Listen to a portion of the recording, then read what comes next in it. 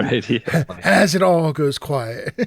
do I put the socially acceptable dirty dwarf, or do I? uh, oh man.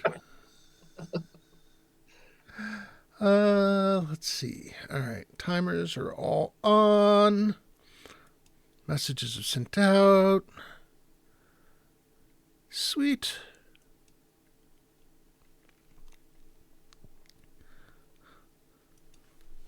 Not gonna wait for the timers. I'll put it in there once at least.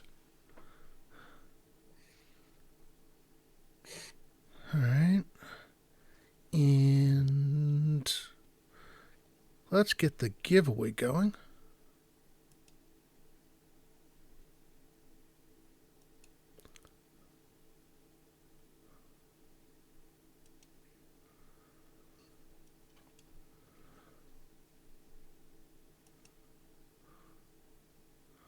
All right. Excellent.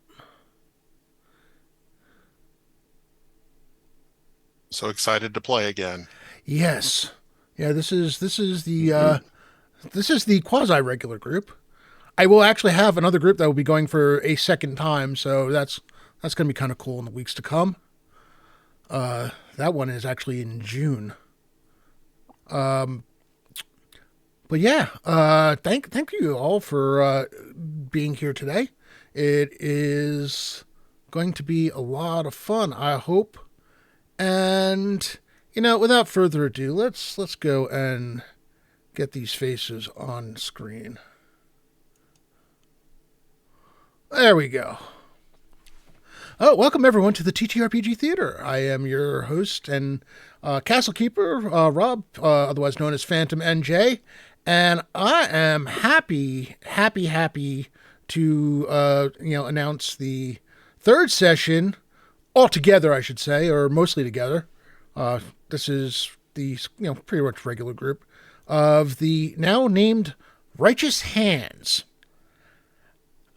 There's might be a little irony in the name, maybe not. We'll see. Gonna see how well you all live up to that. Though we do have a member that probably makes the group just a little more righteous. The newest member of the Righteous Hands, but not new to the campaign. Everyone's favorite pamphlet giving paladin, Sonius. Why don't you go ahead and introduce yourself? Tell us a little about yourself and your character, and yeah, go for it. Hello everyone. I'm Scott. I go by the name Dirty Dwarf. I don't really post or stream anything, but I do harass other people who do this. Uh, I quite have no frequently. idea what you're talking about, sir. None. I'm playing everyone's favorite sanctimonious paladin. Lawful good, but not exactly tolerant. Sonius Lightbringer. Rob was kind enough to give him a bag of infinite pamphlets so I could spread the righteous word of St. Cuthbert. All right. Uh, oh man, already in trouble. All right. Yeah. Next up, we have our one dual class character who in Castles and Crusades. That means you're going to be perpetually behind everybody else in leveling, but having lots of fun along the way. Lagamundo. Yes, an appropriate name if I'm lagging behind everybody. So Lagamundo is a rogue slash monk. He moves quietly and punches things, but he's good to have in a bind. And he also has been the guy who draws up the contracts when no one's around to do so.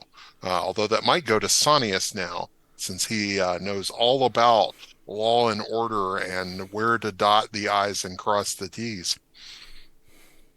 I also have righteous hands. They're magical now.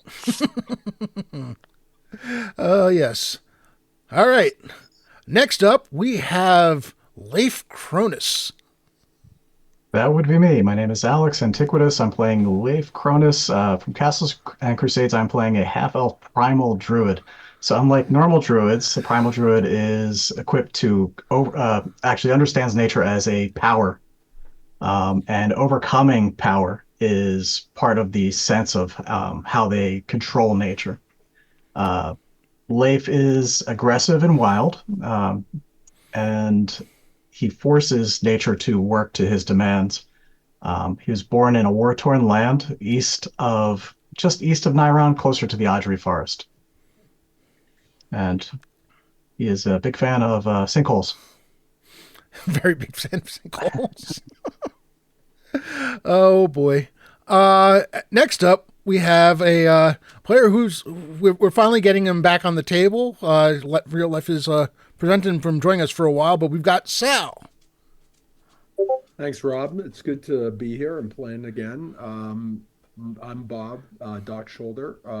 My player or character is Sal. He's a wizard, elf wizard.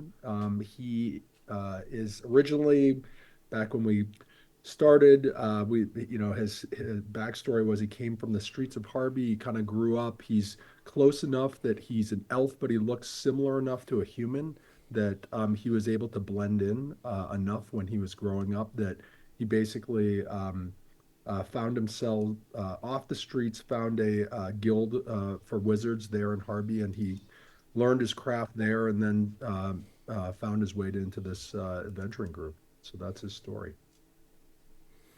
Awesome. Thank you. And finally, we have Thraskin. Hello, my name is Chris. I'm playing Thraskin Stonehill. He is a Dwarven cleric of Moman Dwathel. He comes from the Flinty Hills and has been down in this area, I suppose, probably about 6 months to a year. Had stumbled across the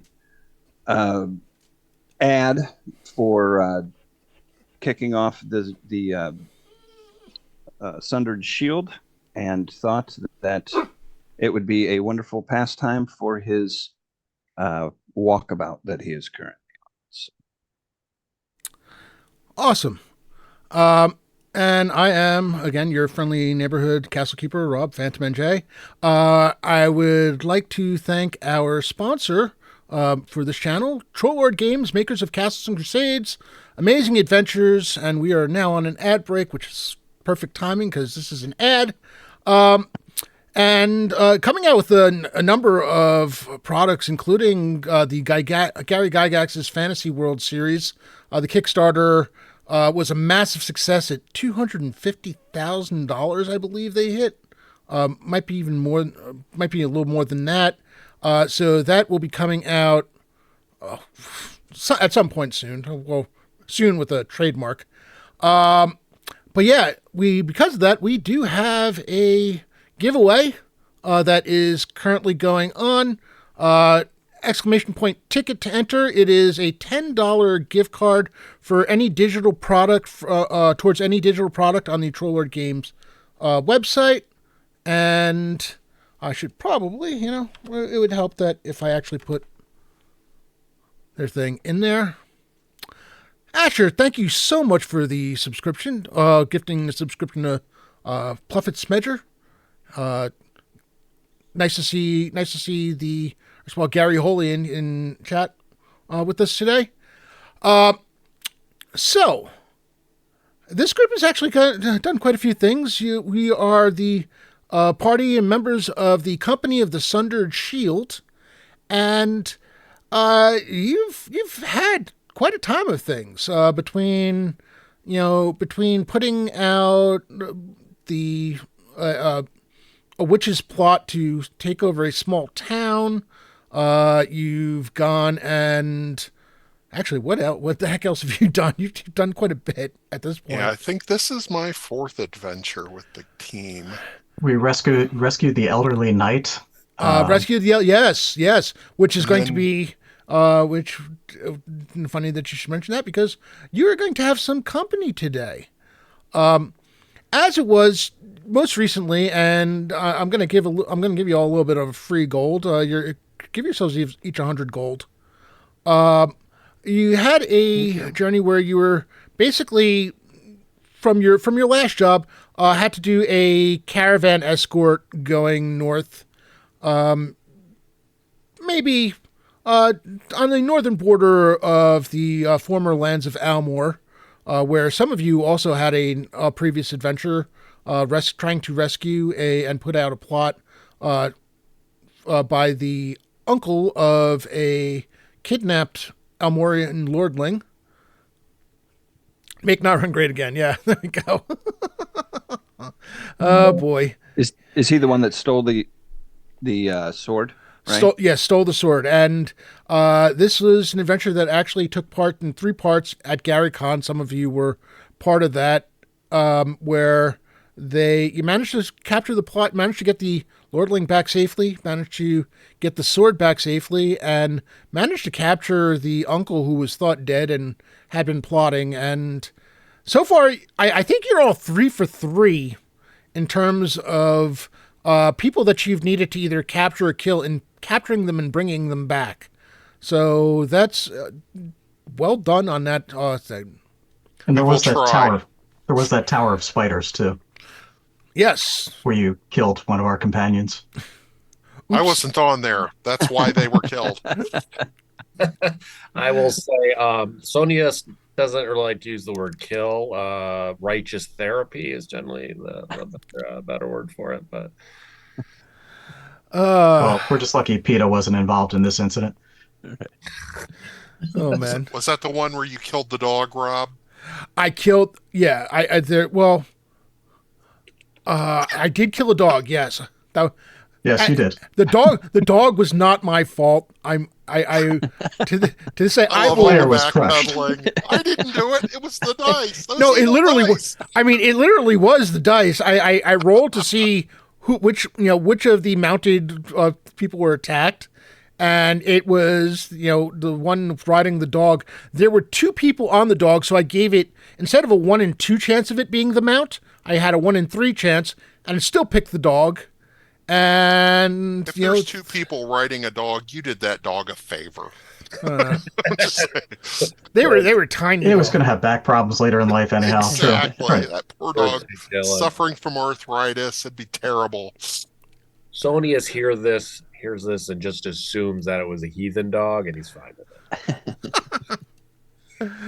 it. Oh boy. So as we start out, you had joined. You're currently in where most good ventures start, in a tavern called the Rock Pile. You're surprised to and pleasantly surprised to find other occupants of the Rock Pile being Roxanne Danforth and Percival Gent. Man, Percival again.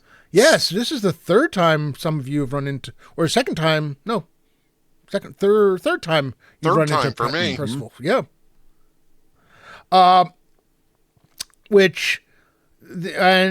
as for those of you who have been with us for a while, and those of you who have not, Percival and Roxanne were squires of an somewhat elderly knight by the name of Reginald Danforth, who member of the Knights of the Eventide.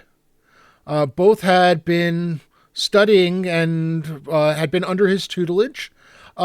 Percival's path seems to have led him more towards the clerical side of things. Roxanne, on the other hand, now wears the colors of the knight as far as one of the lower ranking members, basically a new initiate, and also seems to be carrying her grandfather's sword. Ooh.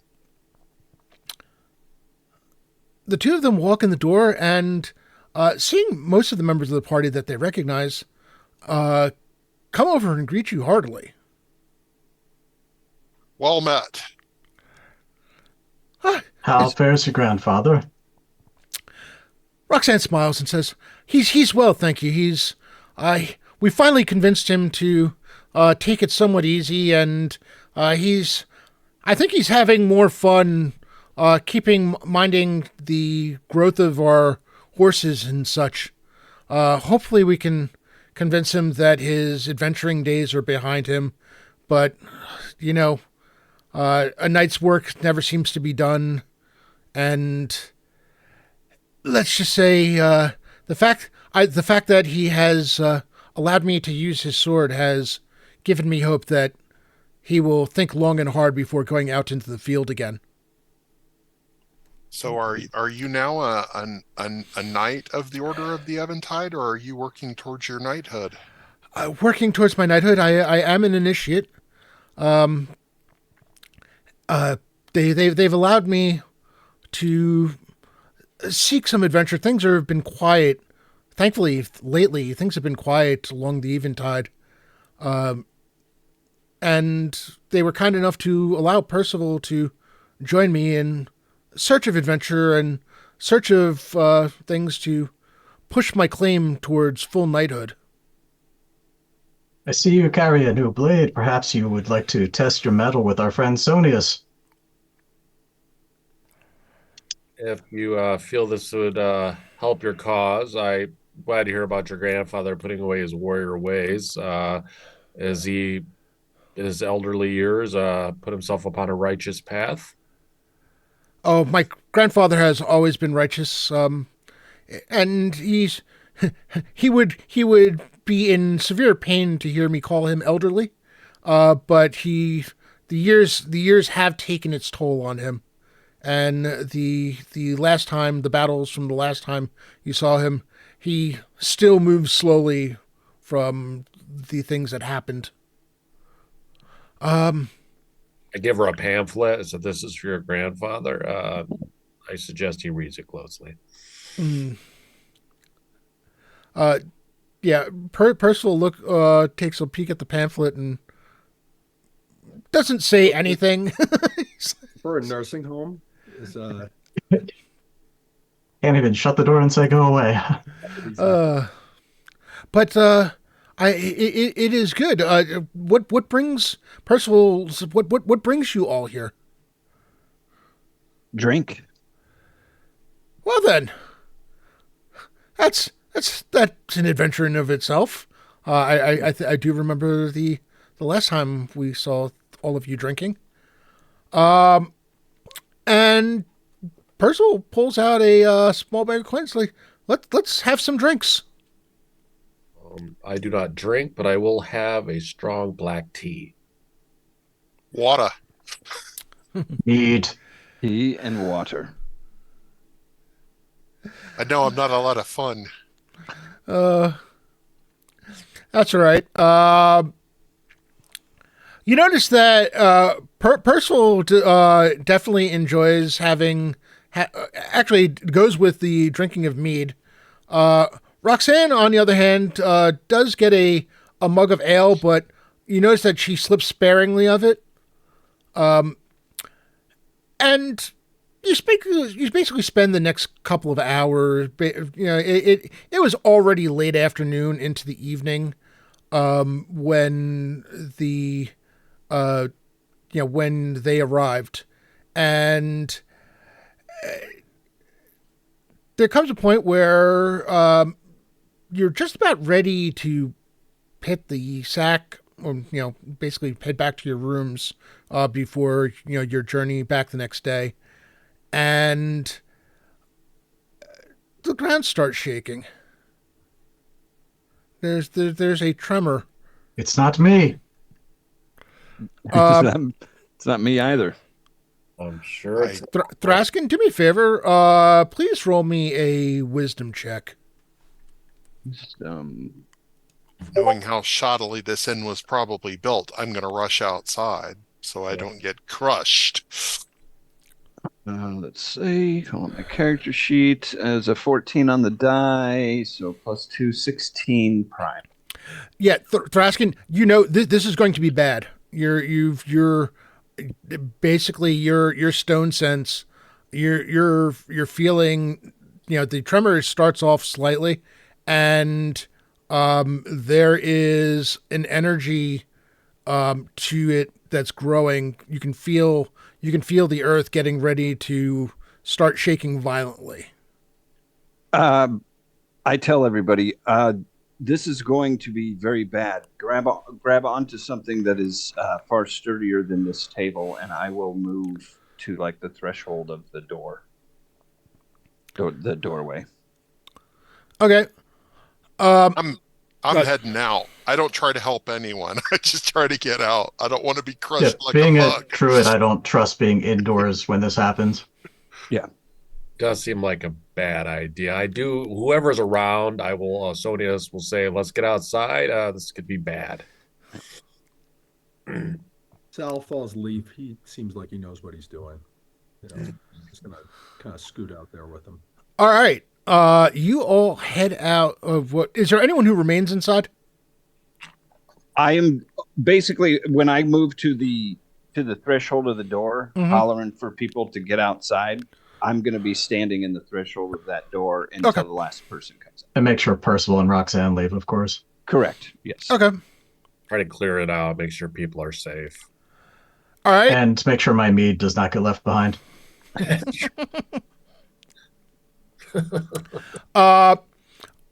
All right, everybody. I need everybody to give me a dexterity check.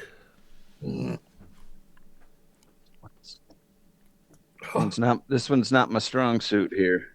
That's natural 1 + 1, 2 non-prime. Success, I assume. 7 total with bonuses. 15 non-prime. 19 prime. 21 prime. All right. Those of you who managed to make your check the I guess it was Lagamundo and Sal.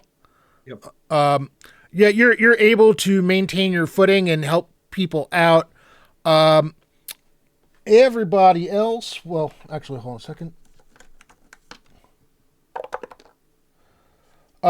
Everybody except Sonius takes 2 points of damage. Damn it. Even the ones that made your save? No, just Okay. the ones who did not. Sonius curses his lack of willpower for having too much tea. Sonus, yeah, Sonus, you actually stumble, and not only do you fall, but you fall and get hit by a piece of falling,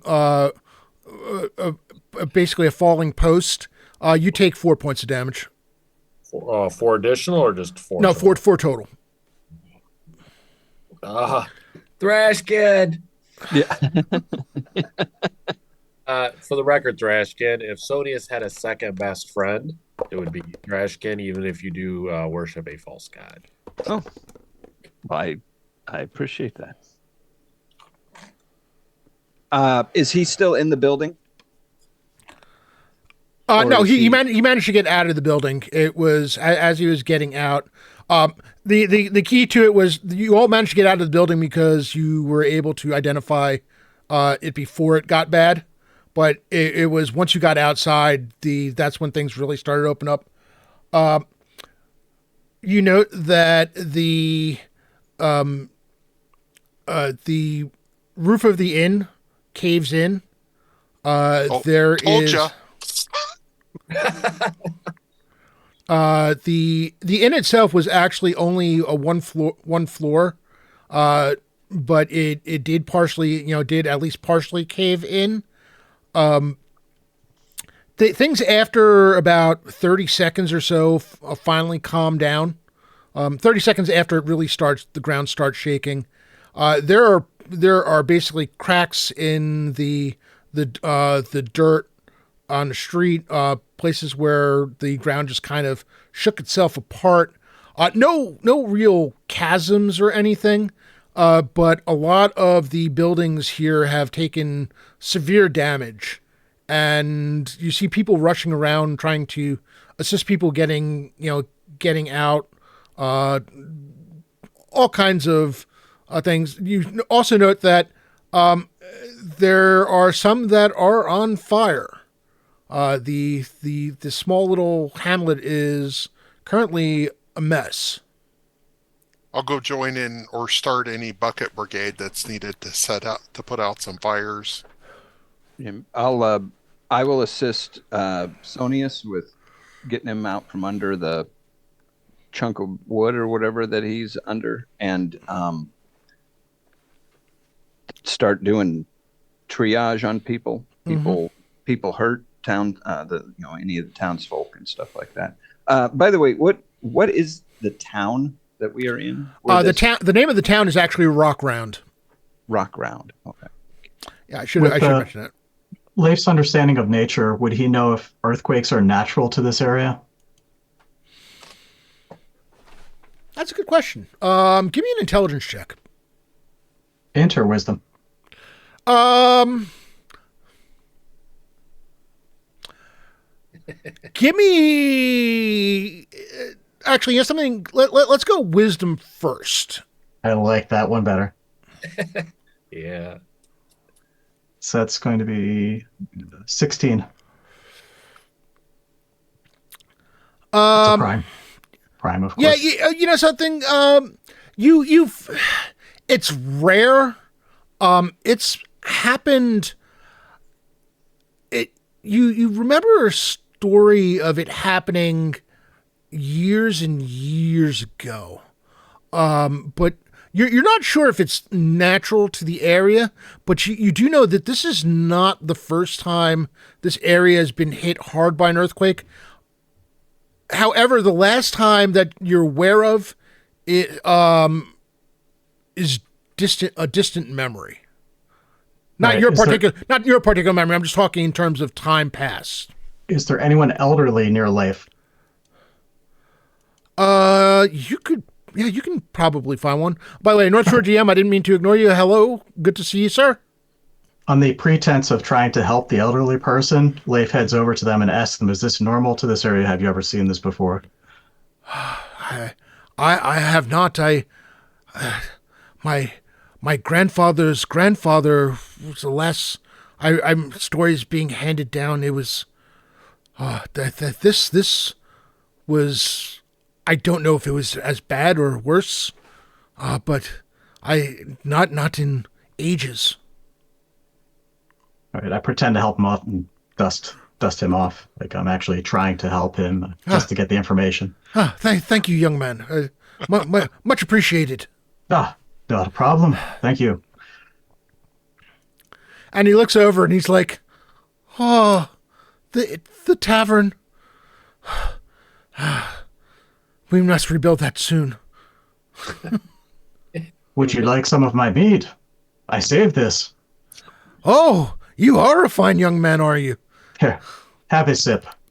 The rest is mine, though. But you can have a sip. He takes a hearty sip. That's a bit much there. You can stop now. That is good stuff. All right. That's good. Yes, it is. Now give it back. He hands it back to you. Sal looks around and he looks at the buildings that are surrounding it. Mm-hmm. And is it unique that this one structure collapsed and there's nothing else around that's been violated? Oh no! It's not the only one. There's been others that have. Yeah, there's others on fire and such, I think he said too. All right. He wonders whether Sal is like thinking to himself that there's something else that's causing this, meaning not necessarily a natural event, but something unnatural that may be actually causing it. And I don't know if there may be remnants of magic that would be like causing what's happening here, or is there any way for him to make a check to see if there's some just like I don't know, without casting a spell, some type of like intelligence check to be able to, or wisdom check to see whether or not. Give me an intelligence check. So that's an 8 prime. 8 prime. Yeah. No, nothing in particular. Yeah, if Leaf tells everybody that what he's heard or not, but nothing really comes to mind. Actually, Leaf, do you tell everybody what the old man told you? After I pull my fine mead from his gritty hands, yes. Thraskin, I need you to give me a wisdom check. Some dwarven wisdom about to be spelled on us. It's a 17 on the die. So 17 wisdom plus 2, so 19 prime. memories come of stories handed down from an age past of the last time that an earthquake of this magnitude hit.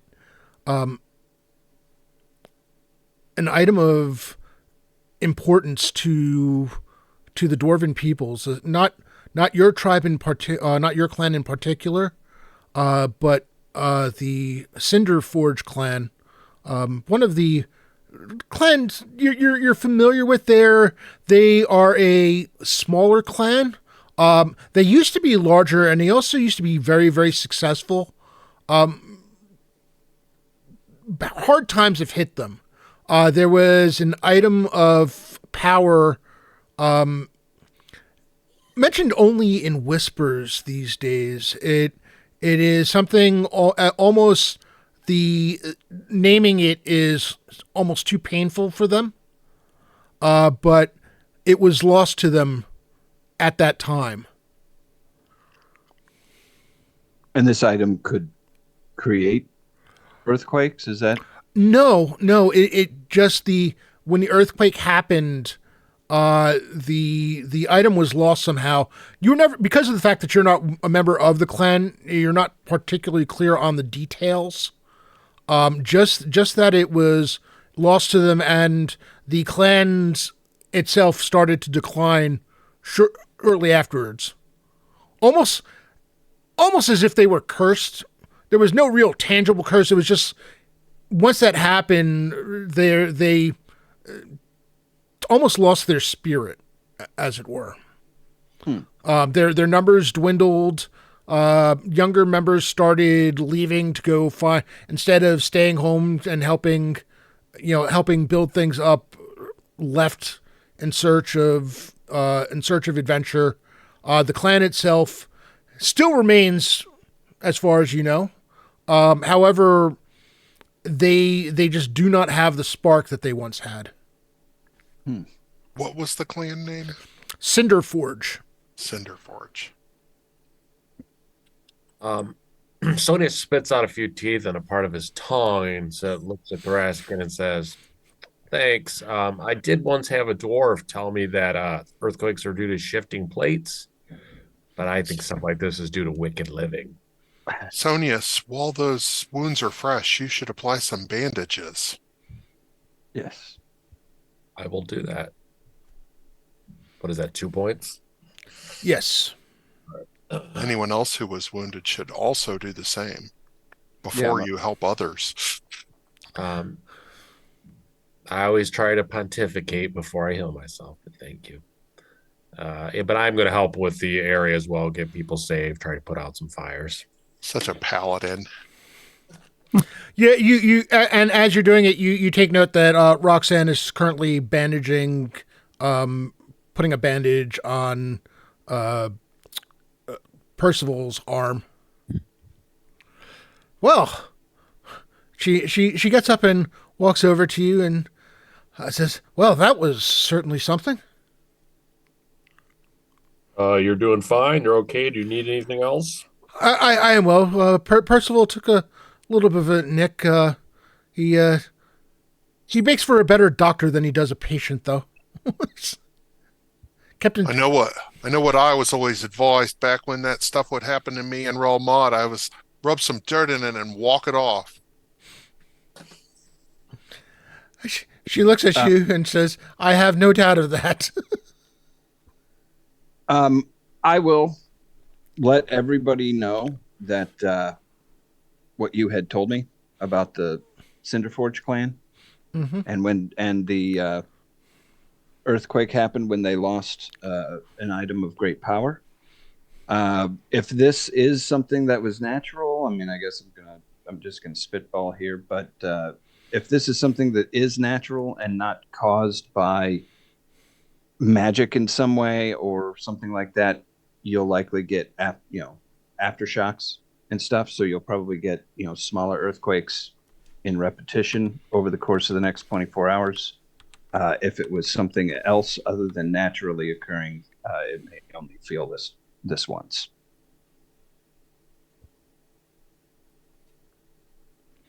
Well, that sounds ominous. A little bit. So the Cinderforge clan, where are they based? Near here, I assume? You, Thraskin, you would know that they're about a 2 days journey to the north. 2 days to the north, Lagamundo. We What? should maybe head there and see if maybe they've got any news on this. Yes, and at least to check on them and make sure that they're all right as well. They might have a job for us. Yeah, they could. It's I've brought possible. some contracts. Sonius is always on the job. What type of land? Do we know what type of land we'll be covering north of here? You'll be heading into the Flinty Hills. Oh, we're up in northern Nyrond. Mm-hmm. Yeah, lots of Fultons around here.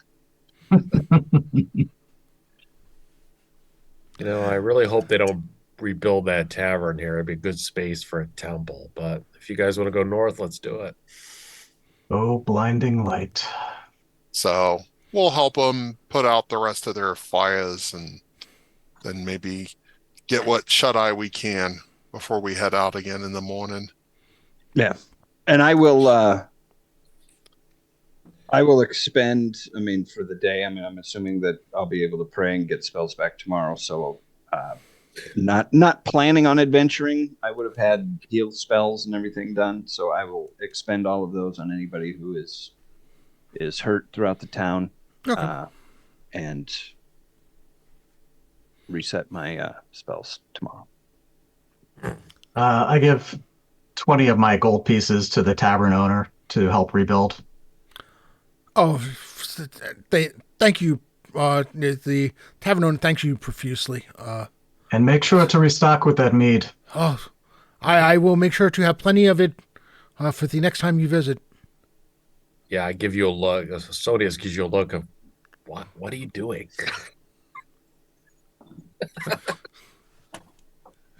They do manage to put together some places for in terms of buildings that are deemed safe. The hamlet takes care of its own, and they take care of the visitors, especially since you were all seen running around helping people and such. So you have a safe place to rest for the evening. And the next morning, if you're ready to head north, Roxanne and Percival offer to go with you. We would love for you to accompany us. Of course. Fantastic. They both look very excited. They're young two young people trying to make their mark in the world and getting to run with an adventuring party that has seen some things is almost more than they could ask for. The first, the journey north, there are actually one of the things you do note is there are no aftershocks, which you've seen kind of, feels kind of strange, but it seems whatever happened, it was a kind of one and done situation. Okay. That night, the first night on the road, I do need a watch order. And I will take the first watch. I do not see in the dark, but I can watch around the fire. Guess I could take second. I also don't see in the dark, but if there's a fire going, Sonius will do his best. Leif suggests that maybe he overlapped the end of Lagamondo's and Sonius's watch in between the two, since he can see in the dark. I'll do the same. Or twilight, rather. Later. All right. With my deep vision, I can see at night. So you're like the third watch, or second or third watch? Yeah, third and a half, I guess. So Raskin.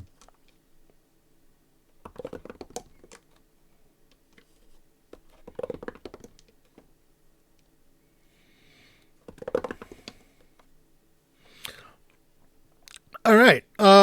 Guild Superior, great to see you. Hey, Wilson, good to see you. Current 3, great to see you. We do have a raffle going on for a $10 gift card for any digital product, towards any digital product on the Trollord game site. It is !ticket to enter.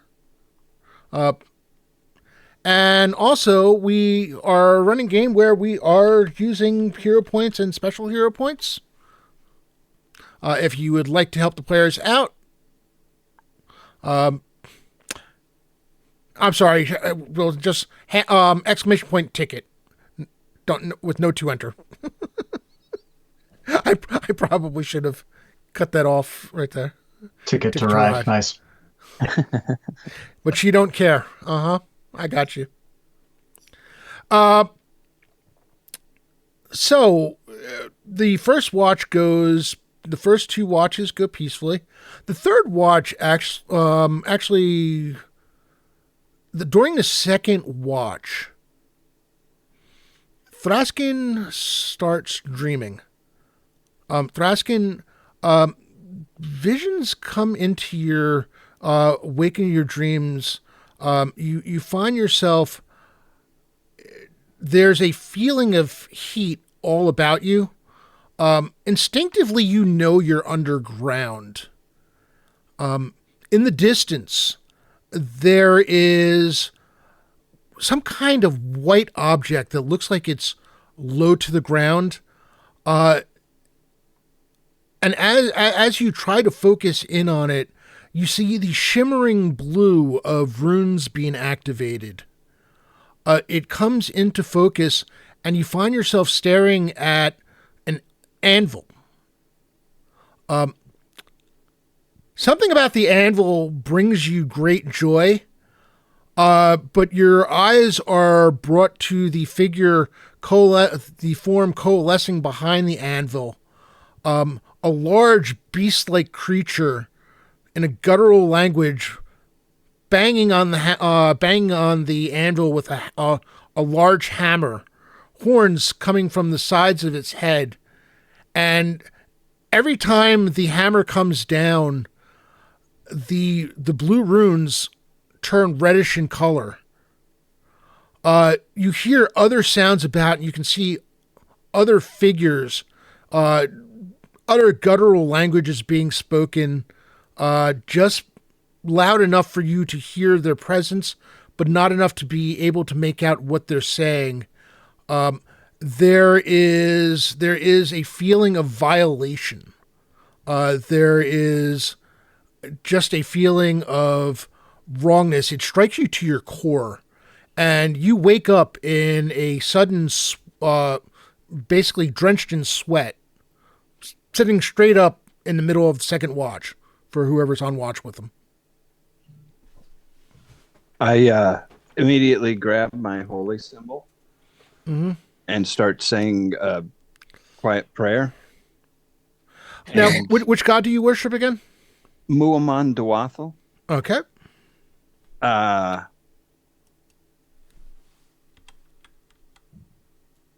Asking for guidance on what this could mean.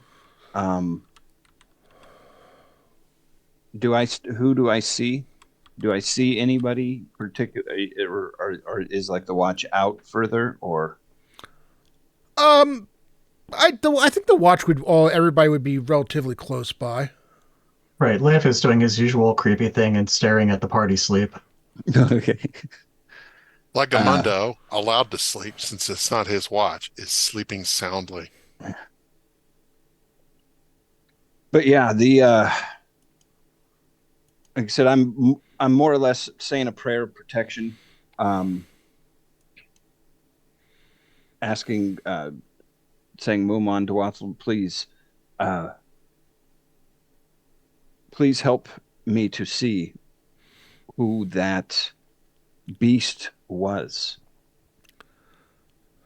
Guide my thoughts and guide my prayers to Clan Cinderforge. What ails you, Thraskin? I've never seen you jump to prayer like this so early. I fear something very, very bad is going on, life. I saw the anvil of creation, I guess is kind of what I would think that was. That was being struck by a bestial form, violating It's been my experience to trust such omens. I want you to give I me. fear it's connected. I want you to give me 2 checks. One is a wisdom check. One is a charisma check. All right. Guild Superior, thank you so much for the 500 bits. All of the players, and I'll have to make sure tell Sony so we can get back. You each get another regular hero point. Remember, I do allow trading in 5 regulars for a special. So.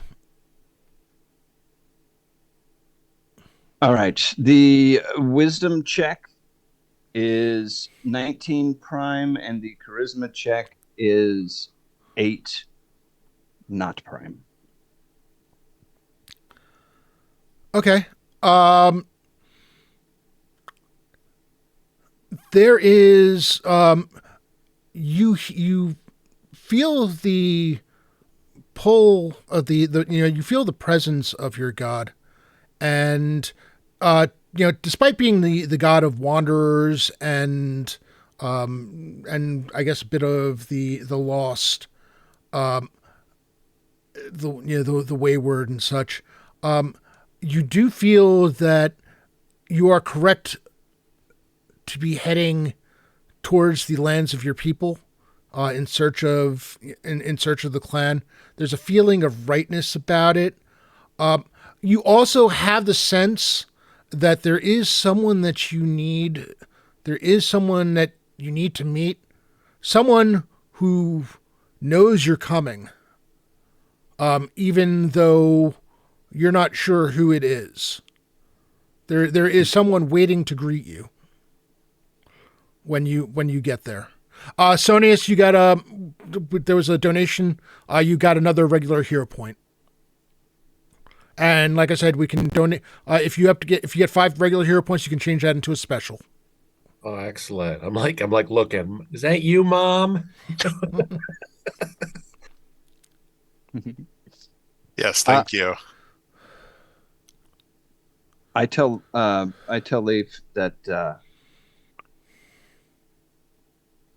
I think we are right to be heading the direction that we're heading. I know not who, but somebody is going to be waiting. This seems that it is something there is something plaguing my people. Leif surveys the rest of the companions as they're sleeping and turns to Thraskin and says, I trust your judgment, Thraskin. Perhaps it's time that I get some rest, though, and you do the same. Wake Lagamundo. I will. I'll move over to awaken Lagamundo, and I'm not certain I can maybe go back to sleep. I will try until my watch comes up, but we'll see how that plays out. So I'll wake up and realize that what's the matter? We'll need to address this with Thraskin in the morning. And Thraskin, I have some mead left. Perhaps this will help you sleep. Thraskin gladly quaffs down the rest of it. Good mead, isn't it? It's very fantastic. All right. To rest then. Lagamundo, we will discuss this in the morning. What happened? Nothing. Why was I awakened? Is it morning? Is it time to go? It's your shift. I had the first shift already. Oh, did you? Oh, shit. This is the first shift. Otherwise known as the third shift. Ugh. We already rotated This is why for the I full left group Pro ready. Mod. Everybody waking me up in the morning for This no will give you reason. more time to develop those contracts further. All right, well, I'll get up and do some push-ups and sit-ups since I'm awake anyway. A little overtime never hurt anyone. And then I'll figure out whose shift it is and wake them instead. Oh boy. Um, as you fall, as you just about fall back asleep, one last thought goes through your head, Thraskin. There is a voice, and you recognize it as Dwarven. It's in the voice is in Dwarven. You also recognize it as female, and the one line that you hear is, "The way that was lost has been reopened," and that's it. That's what she said. Before sleep claims you. Okay. Hmm. All right.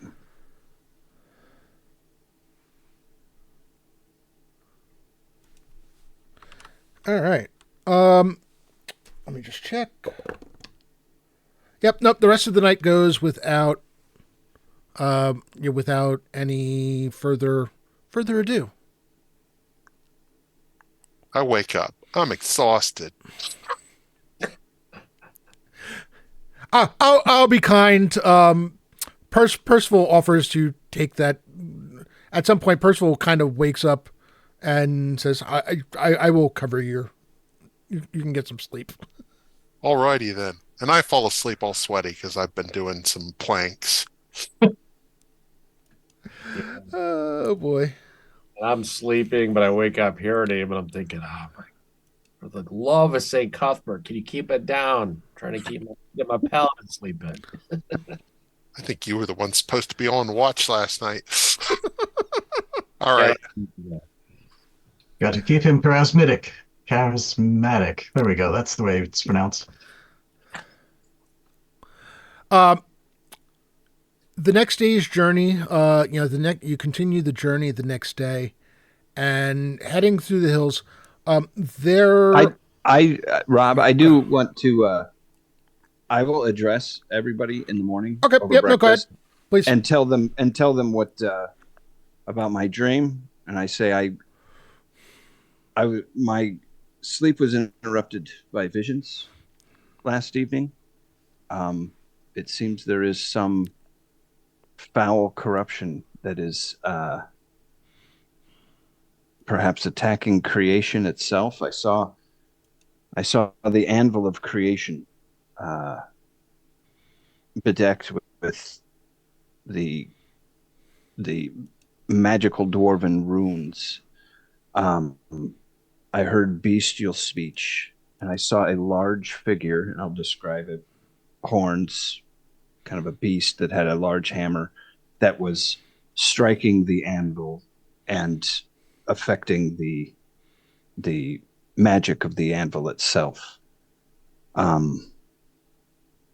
There is I believe, perhaps a woman that I am to meet there. That was not clear, but it seems that we are heading in the right direction.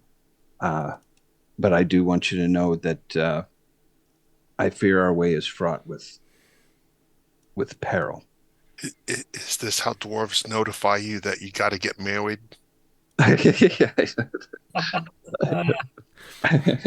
You dream of a beating anvil and picture the girl? Yeah. Is she pretty? Does she Well, have a beard? All I heard was her voice. And she Oh. stated the way that was lost has been reopened. Ah. Don't. That's a good Valentine's right there. I do look at, when you tell us a story, Thrask, and I'm thinking I'm the one who suffered the cerebral trauma, and you're the one talking. Right. But I'm like, you possible? Did you really have this vision, or maybe just some bad mead? I've had bad mead before, and it was nothing like this. Okay.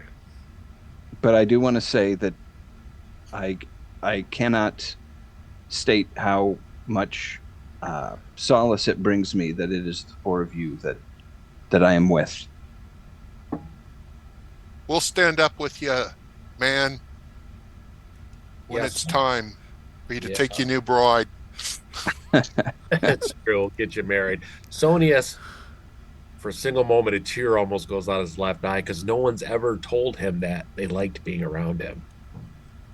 You know, Aw. feels good, guys. Feels good to have friends finally. Maybe we should redouble our speed today and get to where these dwarven cinderforge are. Yeah, let's do it. I would agree with that. All right. Yeah. The Yeah, I don't see any reason why you couldn't just make your way really quickly. You do find occasionally having to deal with blockages, rocks in the way, but nothing that really is a full on impediment to you. Just areas that you find yourself taking kind of slowly. Nature itself seems to be a little out of whack. The hills are relatively actually kind of quiet at the moment. You see a lot of kind of a lack of the wildlife that you would normally see, including like bobcats and such. The mountain, all the various creatures apparently have all gone try to find someplace to hide. Whether it is beyond normal or a reaction to the earthquake that had just happened, or that's just the way things here are now. Thraskin, you've been away for a while, so you remember there being some wildlife, but not necessarily in abundance. But it's a lot quieter at the moment. It is late afternoon when you find yourself on the doorstep of the basically on the doorstep of the home of the Cinderforge clan.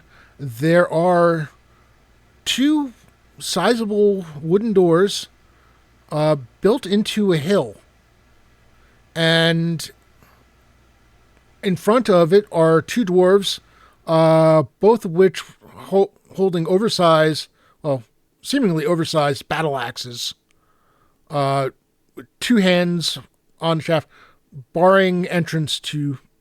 seemingly barring entrance to anyone. They are in a very, very defensive posture at the moment.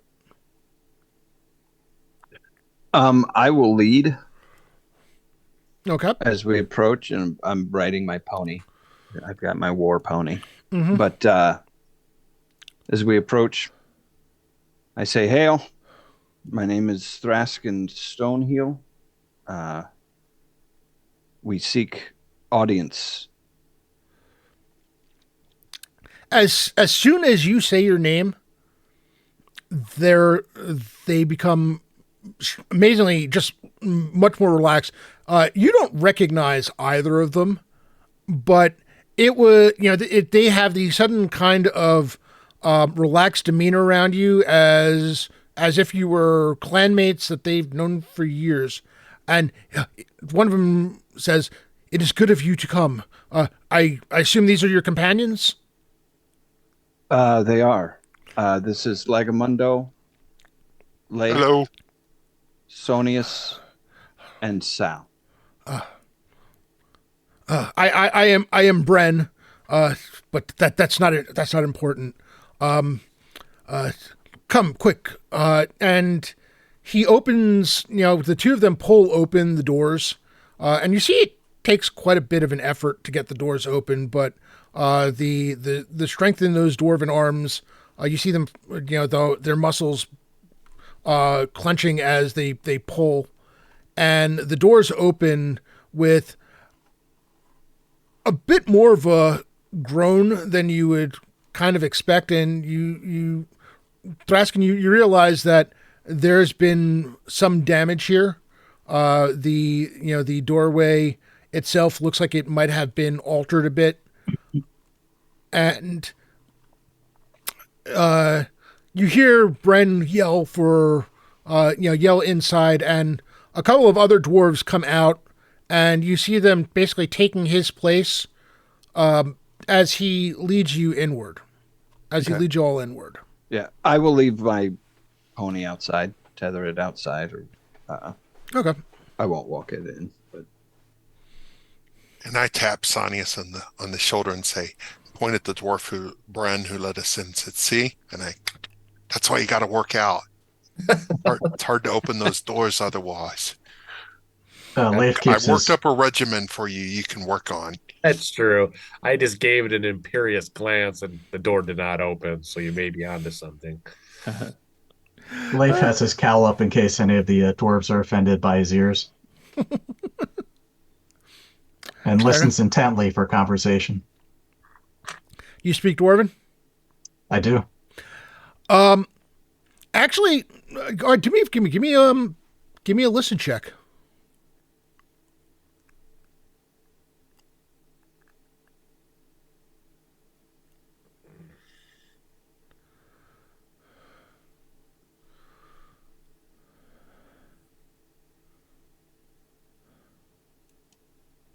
That was a 4 on the roll. 4. Yeah. You can't hear. You don't. The voices are soft enough that you can't make out what they're saying. The one thing that you do note, though, and this is more of a feeling than anything that you've actually heard said, but seems to be a bit of excitement at your arrival. All right. Leif eyes Thraskin almost knowingly, like, and questioningly at the same time, like, what's happening here? I whisper, it's a wedding. Is this As really if you didn't know. Thraskin, is this normally the strength of a dwarven entry? Wooden doors and only 2 guards manning the entrance? no, this the when I spoke of the item being taken, it caused the clan to fall from grace, so to speak. They came upon hard times since the wooden door. It appears that there's some structural damage from the earthquake, was why that was so hard to open. But no, my guess is whomever I'm supposed to meet received the same vision. Yes, we will then. As you head further into the Dwarven Hall, you get the feel, you get the true understanding of the near fall of the clan. You can see side rooms where doorways have cave-ins that have not been cleared. There are pillars that are partially destroyed, or either partially or completely destroyed. Pieces, rock fallen from the ceiling that remains where it lay and has probably been there for several hundred years. It's there. There is a feeling. There's a feeling of sadness that strikes you because looking around, as big as the hall is, and Thraskin, you can feel yourself going deeper into the hill. The rest of you, it's a bit subtle, but Thraskin, you can feel yourself going further and further underground. There's just this feeling of what would, and once upon a time would have been awe of the sight of this place, is almost fallen into sad disrepair, almost as if the people could not be bothered to try to restore it. There's a sense almost of giving up, which makes it all the more striking, the excitement that seems to go with every face that you pass. All of the dwarves that you pass all look to you with really kind of almost with hope, even if it's not understood why. I understand why. I pat him on the back. He's going to help repopulate this place. If there's a wedding, can I be the flower paladin? Yeah. I look at Thraskin a little confused. I said, "Hey Thraskin, I didn't know dwarves could be so slobby. What's up with this place?" They are. You're seeing the tail end, it would seem, of a once great house. It was not my. It was not my understanding that things had gotten this bad. We'll help him out, won't you? And if he marries in, it will I pick up will. the grace of the family. Yeah, guys, I'm not getting married. I'm telling you. They're just looking for a reason. Sure you're not. I wink. Yeah. They're just looking for a reason to open a keg. He's not getting married, guys. Yes. Percival, upon hearing that, says, "I didn't think dwarves needed a reason to open a keg." A valid point, but yeah. I pat him on the back again. The way's now open, buddy. All right, let's go find her. I mean, Beat that amble. find out what we're looking for. That's true. So we can start pounding that anvil, I guess. So Oh my goodness. Uh, soon enough, you are actually you're brought into what looks to be. You know for certain that this would not have been the original, the original chapel or temple to Moradin. It is not nearly as large as such a place would normally be one of their centers of centerpiece rooms. This is much more quaint, and it would be almost feeling of coziness. You feel like the entire population would not even be able to fit in the room, based on the dwarves that you've seen, but this is what it is now. Sitting on a dais, upon which sits an altar,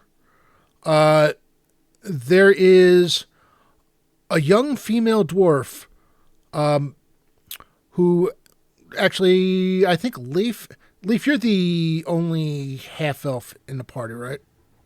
I believe so. Sal, you're a human. No, Sal's a full elf. Sal, you notice it first. The dwarven female, her eyes, her irises are completely white. And almost the second, like a bridal white. yeah, there's like no eyeball whatsoever, no color to her eye whatsoever. Got it. You're in luck, Thraskin. She can't even see what you look like. Yeah, things are looking up. Perfect.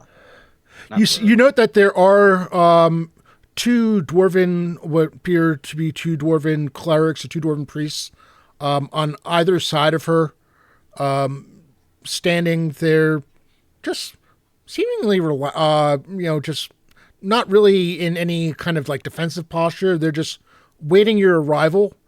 As soon as you walk in the door, and like right around the same time that Sal notices, and Leaf, you also notice notice her eyes. She opens her mouth, and her voice kind of almost like echoes through the cavern. "Welcome, Thraskin. Welcome, friends. It is good that you've made this journey. Please, approach." Do so. Pat you on the back and walk up behind you. Stand proudly. I say, you have us at a disadvantage. You know us, but I do not know you. How should I address you? She smiles and she says, "I have to admit, it wasn't until just yesterday that I knew who you were. My name is Brenna Cinderforge, and you note that Brenna has looks to be of just the age where she's just hit adulthood. Okay. So it is interesting to you that she seems to be sitting in the position of power here. She's far too young to have been the lead cleric of the temple. Yeah, I was going to ask if I had ever heard of her name and where she fell in the line of succession or anything, but Um,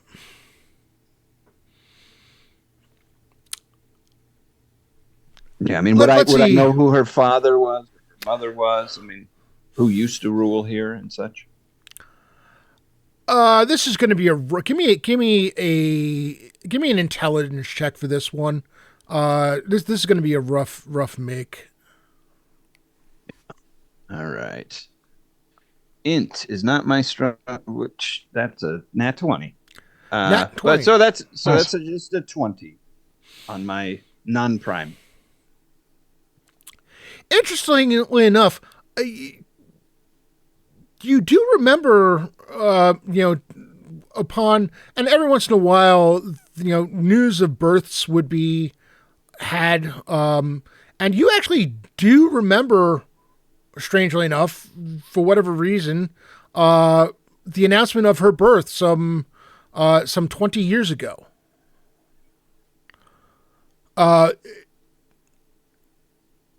You're not entirely sure why it stuck with you, but however it did. The interesting thing about it is not only the fact that for whatever reason her name struck with you, but as far as you know, nobody else in her family were of the priesthood. She's not. It's not like she's the child. She's not the child of clerics.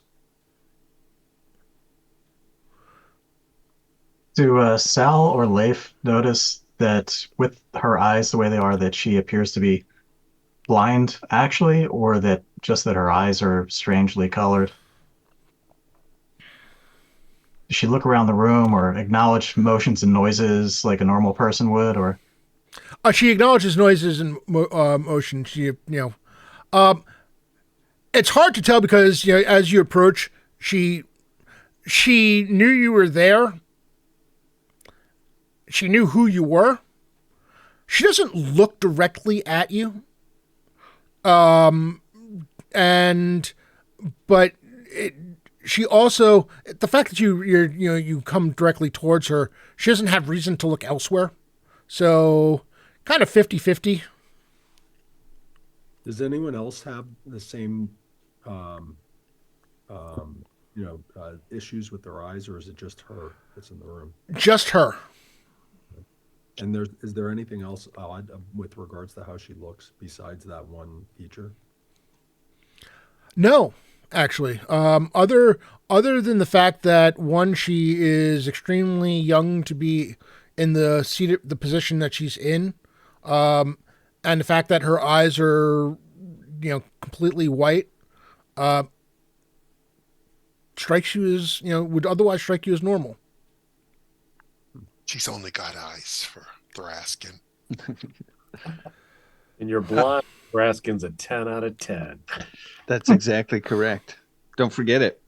I would say to her, well, Brenna, it is nice to meet you finally. I heard of your birth only 20 years ago. I mean, no disrespect, but are you currently the one who is ruling? Has something befallen your parents? When you mention that you remember hearing of her birth, a smile spreads across her face, and she says, "We are truly blessed by Moradin. Perhaps it is time for the curse that has befallen us to be lifted. I it is true. I was not meant for the priesthood. I still she smiles and she says, as a matter of fact, I am not a priest. I and she looks a little lost for words.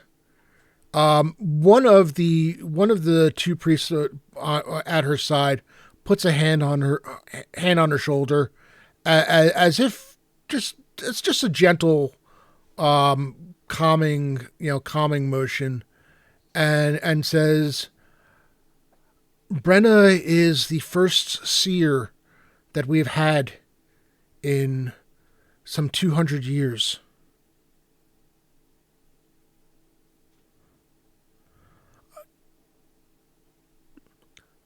Chosen of Moradin. Yes, the the change, the revelation came to her just after the earthquake, shortly after the earthquake. Well, I guess 2 nights ago now, or 2 days ago now. It is. We are. We've been in the dark for so long. It is hard to believe that we have hope once again.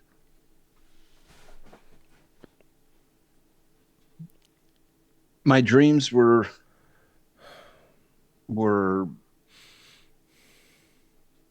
interrupted last evening with visions of a large bestial figure who was attacking what appeared to be the anvil of creation. That was when I believe I heard Brenna's voice. And Brenna, before you even get the words out of your mouth, Brenna says, "The way that was lost has once again been reopened." Yes, that is what I heard. It was a prayer I hoped someone would hear, and then I saw your face in my dreams.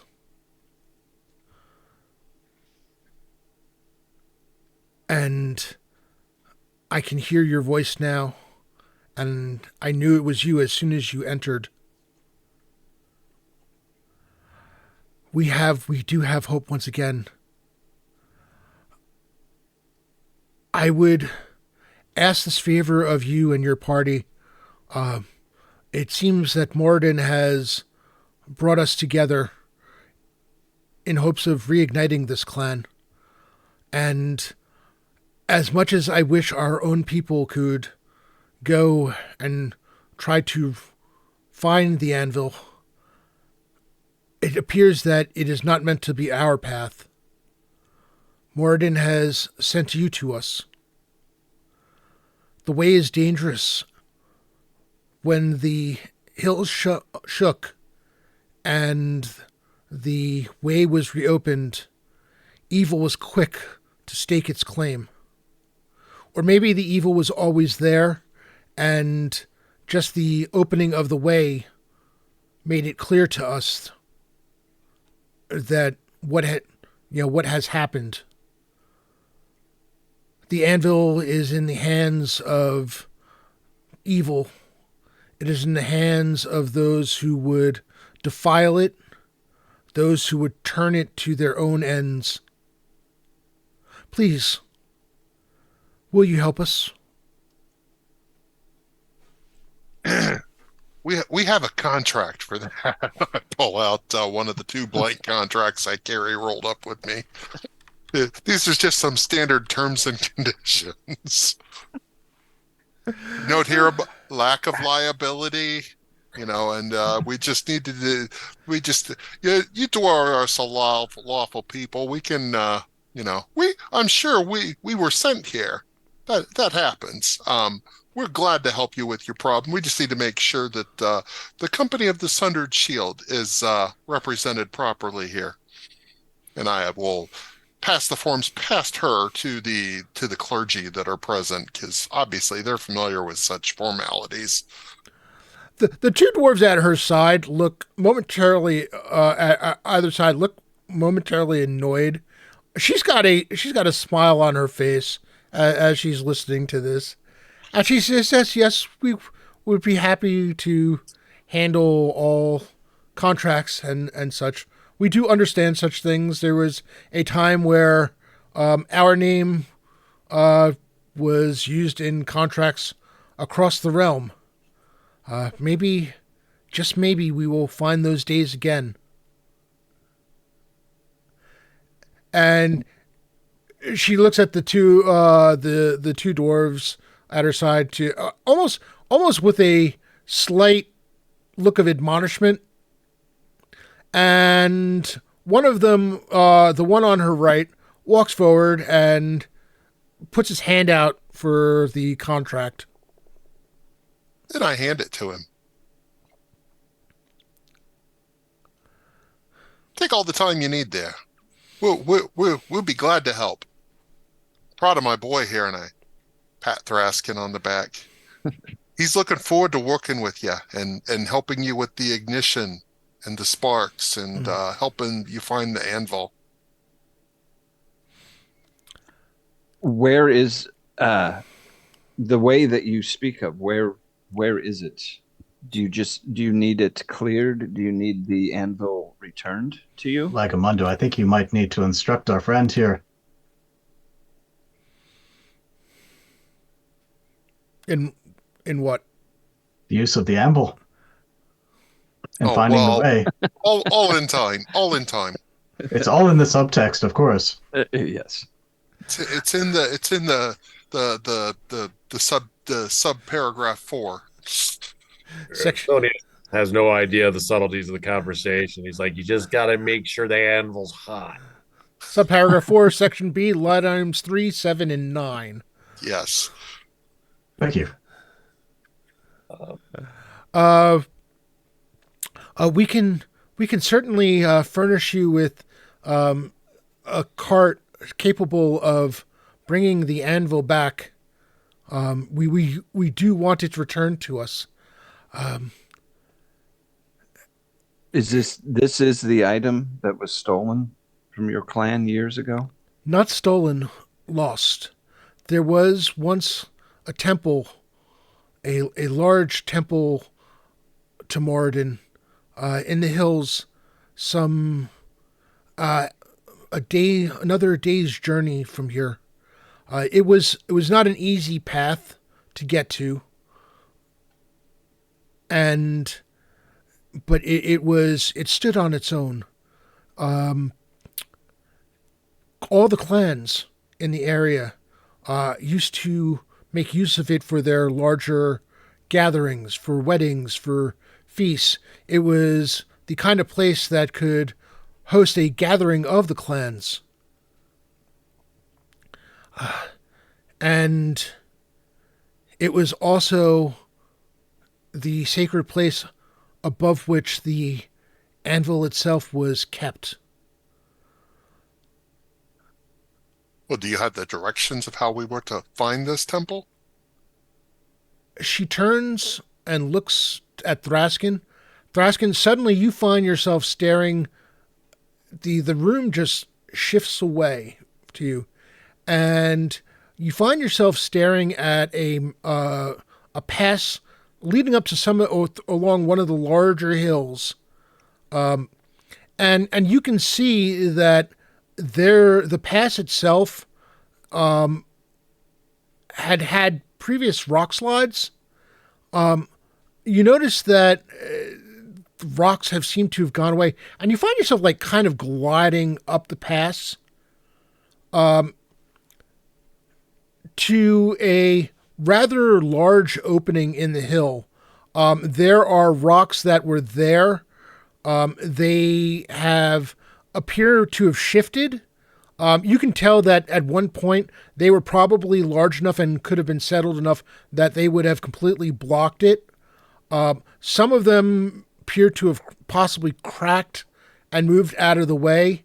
It won't be easy going, but it you can see the entrance leading down a large dark hallway, and you find yourself suddenly back in the chapel of Moradin. Okay. Yeah, I probably would have, as this happened or whatever, I would have reached out whoever kind of was to my right or whatever to steady myself as this was happening. And I would say, gentlemen, I have been shown the way. Yeah. We got it. Do you know what beasts guard this? And I described the creature that was pounding on that anvil with that hammer. Do I recognize it, or in describing it, would anybody recognize what that would be? Yeah, I'm not going to make you. I'm not going to make you. It sounds very much like a minotaur. Okay. Sal turns to Lagamundo and says, "Hey, did we agree on a fee?" Oh, still being worked on. There. Okay. Got to get lawyers involved. Yeah, right. Just waiting on some terms and conditions, the objective, the reward, and a signature. Noted. So you hear her. Yeah, one of the dwarf that remained at her side leans over and whispers something in her ear. You hear her look up and say something soft back to him, and he says, "You are probably aware of the plight of our clan. We do not have much to offer in terms of an immediate reward. However, if the anvil is returned to us, we will be able to craft items, potentially items of some power. And we would be willing to make an item for each of you." Yeah, that sounds good. And to that, I would say, and 250 gold pieces for each of you. And I present her as a donation to the clan, 1,000 gold pieces. I kind of narrow my eyes like, what's going on here? This is going backwards. This money isn't going to be going to any sort of religious establishment. The dwarf who was looking at the contract nearly basically almost fumbles the contract as you do that. Truly, we are blessed. Thank you, Thraskin. He looks flustered and he turns back to her, and she smiles at him, and says, "We are honored to have you take this quest for us. Your names shall be written into our lore, our songs. If you are successful, and even if you are not, we will never forget what you have done for us this day. It has been a long time since we have had hope. Well, you will not only have hope, but you will have the anvil returned. I promise you. Fantastic. The proper spelling of our names is right there on the contract. And just boy. to be clear, I'm giving 1,000 gold pieces so that each of the people with me can get paid 250. I want to make sure that was Yeah, I got was that. clear. Just a reminder, we do have a giveaway going on. Exclamation point ticket to enter the giveaway. It is a $10 coupon towards any digital product from Trollord Games website. Sponsor of this channel, maker of Castles and Crusades, the game we are playing today. And by the way, my players are eligible, so please feel free to enter. Currently, your odds are really good. All right. So, Lee, it's exclamation point ticket.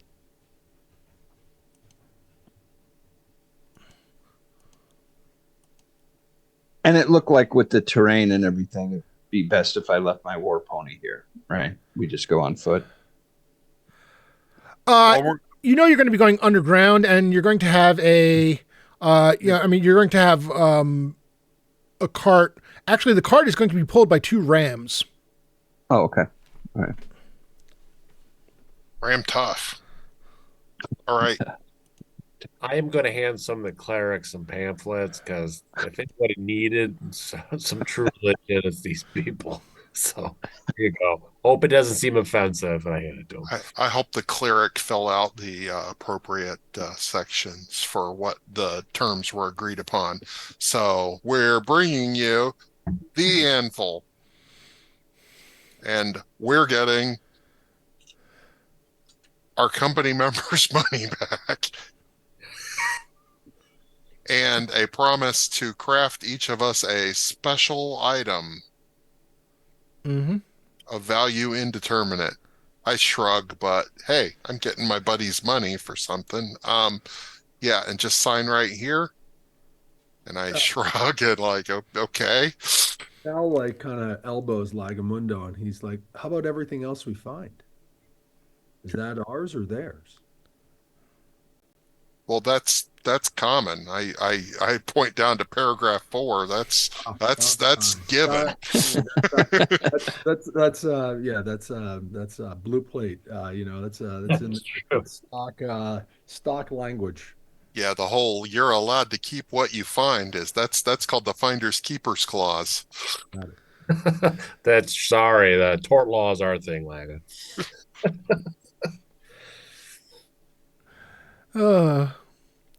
All right. So after the contracts are signed and everything, all the I's are dotted and the T's are crossed, or whatever that actually ends up being in the common language. Do you guys, you all set off immediately as soon as they can get the cart ready for you, or? I think that's wise, unless we're super tired. Well, I guess it was probably evening. Yeah. So probably in the morning, I would think. Yeah, I'm just going to take a little more time to reassess my spells. Yep. Okay. Same here. Yep. I think that's good. I got to do some morning prayers. I feel dirty being in this area, but okay. So we are a little early for it, but I think this is a good time to take our break. So let's call it, let's call it 10 minutes, and we'll be back. Again, exclamation point ticket to enter the drawing for the $10 gift certificate. Thank you everybody who has, who's joined us today. Asher, thank you for this gift sub. Guild Superior, thank you for the 500 bits.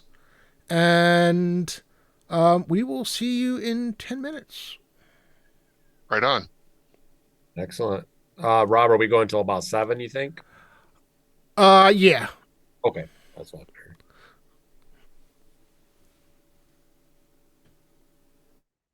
So none of you guys thought it was too weird that I threw grand of my own coin, did you? Oh, I thought it was totally weird, but I don't care where the money comes from. Sure. Dwarves are strange. Yeah, a little bit. That's right. You're my. If I had a second best friend, Threskin would be it. Hell yeah. But this is pretty important as far as I'm concerned. So I don't need any payment on this one if I can save a dwarven clan. So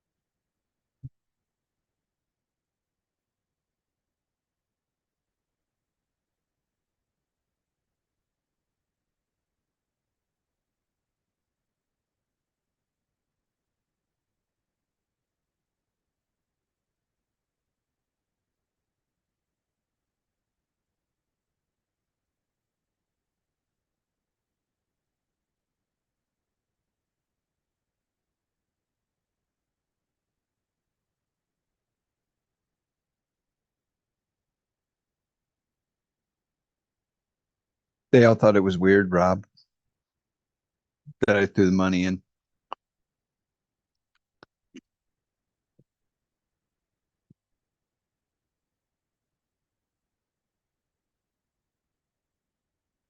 Helps if I'm not on mute. I mean, it is a lot of gold. It is. I mean, I had almost 2,000 from everything, so. And this is important. Vic can save a dwarven clan Absolutely. who doesn't have anything. You know. If they were a dwarven clan that wasn't completely destitute, I probably wouldn't have done it, but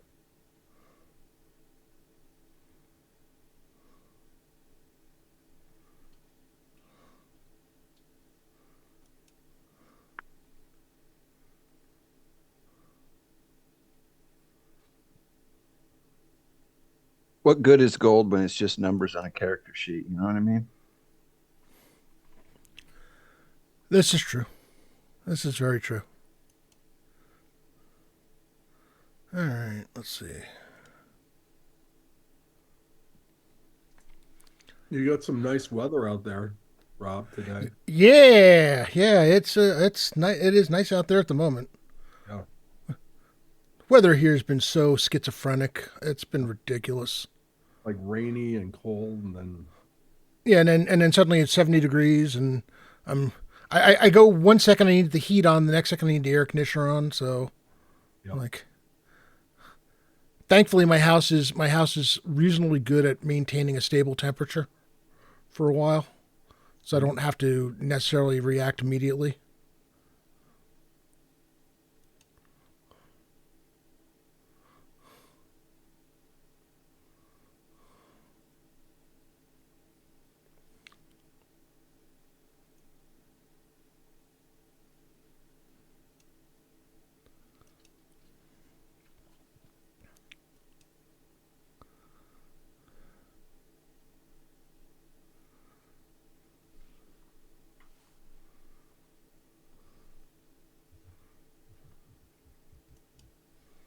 Did you get really sick from Gary Con?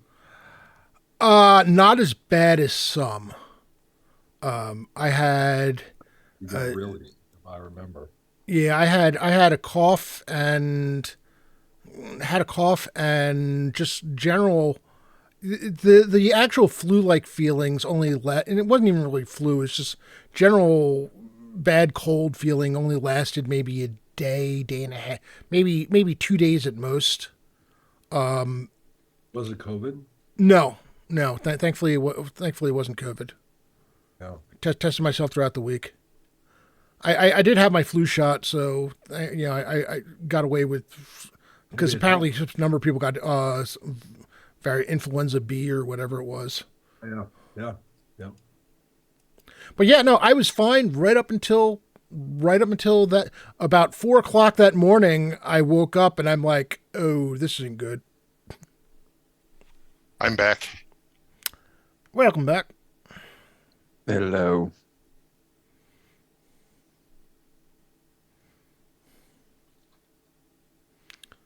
How's Sig been?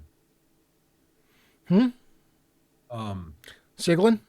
yeah, didn't he get really sick? Yeah, I think he lost part of ended up Probably. losing part of his foot. Correct. Who was that? Sigland, he is the castle keeper for Friday Night Crusades at the moment. And actually, it sounds like he's going to be able to continue doing that for a while. Yep. How's that been going, Dale? It's been going pretty well. I, I haven't had a chance to play much, Yeah. but they've had I believe 6 or 7 players each week, most weeks. What game is this? I'm sorry. Friday Night Crusades in our Yeah, I do try to hit those up as much as possible. apparently they now own a casino. Oh, really? Partial owners of a casino. And there's a lot of sketchiness going on there. Yeah, It's a very different sort of campaign than your typical dungeon adventurers. Do they sell snake? we fought a snake. That Snake's not on the menu. I don't know if there's I don't know if there's any half orcs in the party. I think there was Snake. There is Thel is Lee's character is a half orc Yeah. ranger. So I assure you that that snake that they killed was Eaten? then cooked. Heck, that was in the kitchen. I'm sure it never left the kitchen until it was cooked. He he may have had some certain thoughts on the taste of elf flesh or something, if I recall. uh, Castles and Crusades. I always play humans now because I'm like 3 primes. Yeah, I'll take that. It's pretty solid. I'm playing an elf rogue in that game. I really should create a command for that. What are the levels of characters that are kind of most of them right now? 3, I would say, around. Okay. Yeah, I don't know what the I don't know. I just hit 4 a little bit ago. In fact, I can tell you exactly how much XP I have. Give me a second. Because I got my other character right here too. I keep them next to each other in Foundry. I have almost 8,000 XP. Oh, and you guys started at 1 as new Yeah, characters. we started at 1. I'm sure he won't make new people start at 1. Yeah, I came in at 1, and then he was like, "All right, everybody has this many XP," and then I think I went to 2 or 3, but now I'm at 3, getting close to 4. Nice. So I'm playing a fighter, but yeah, the paladin, it'll be a while.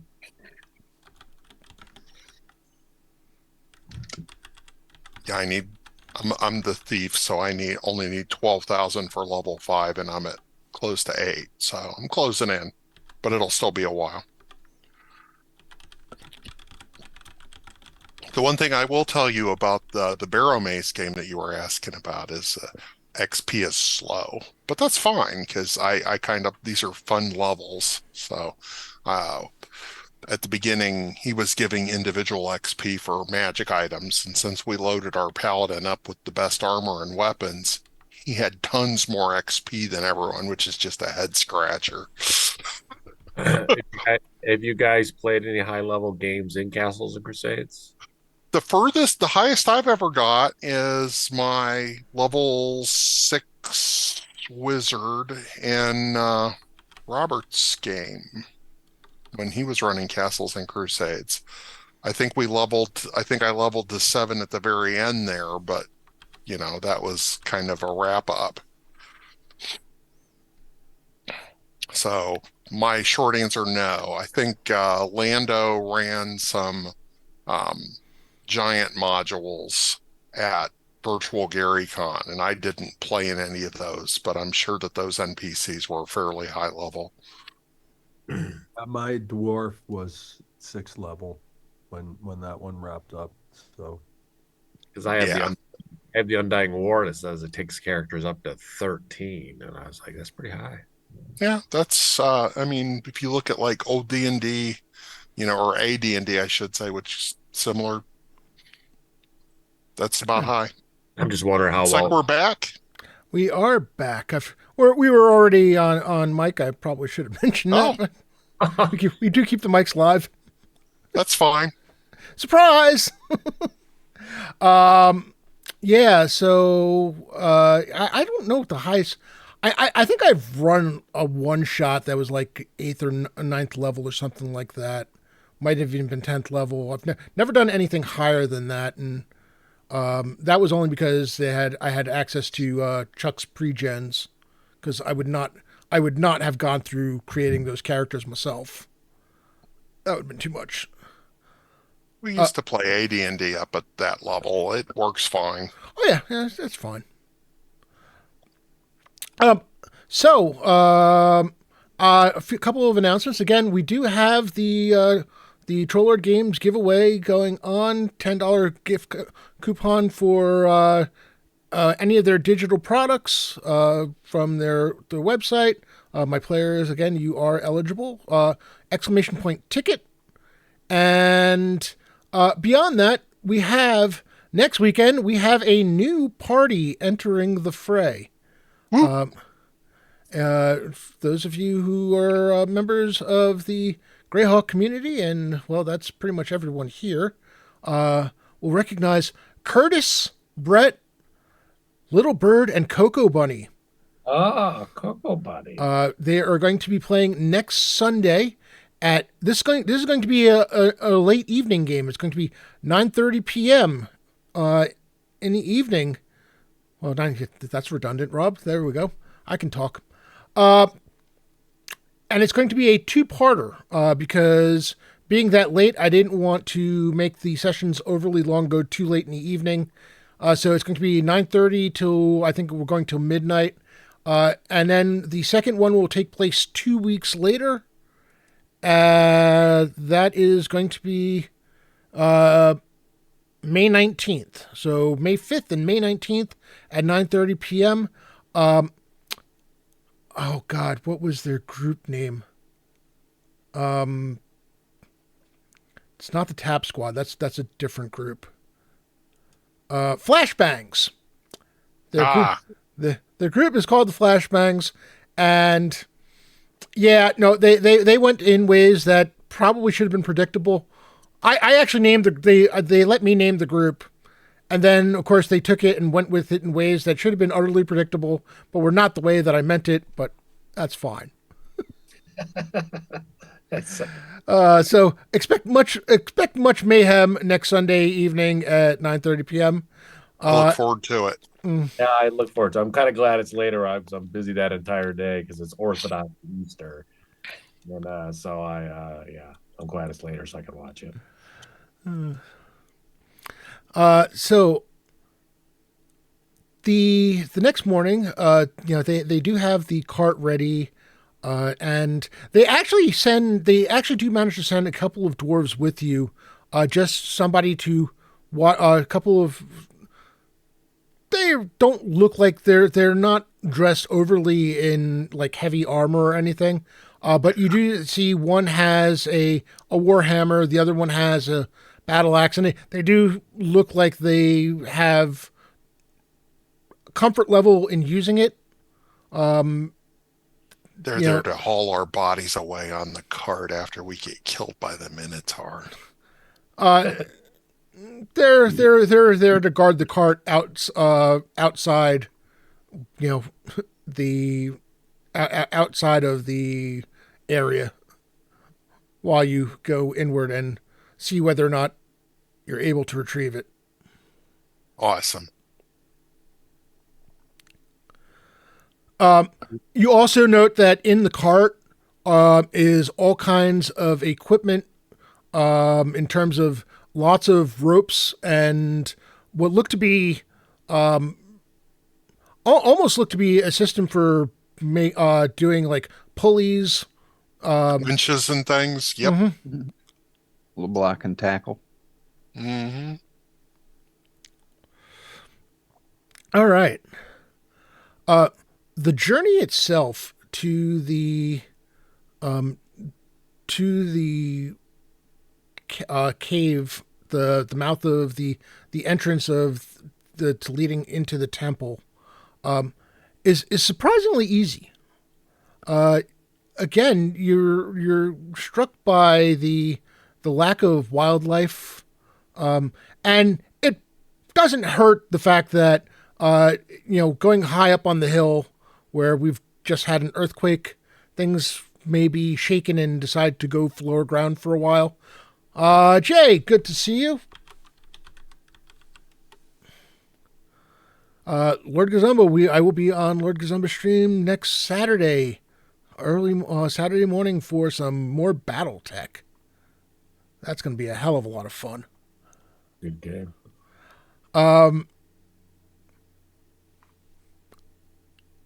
You find yourself staring at rather surprisingly long cave tunnel entrance.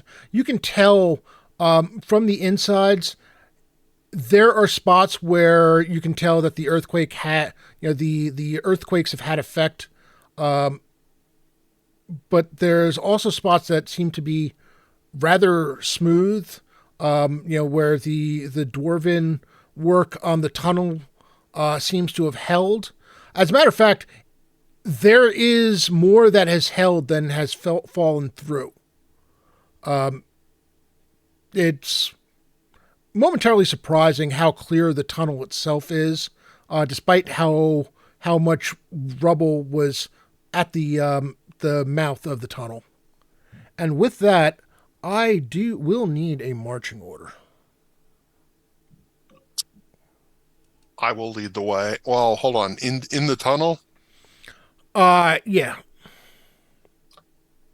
Well, let's see. I think Who has the there's torch? Who has the torch?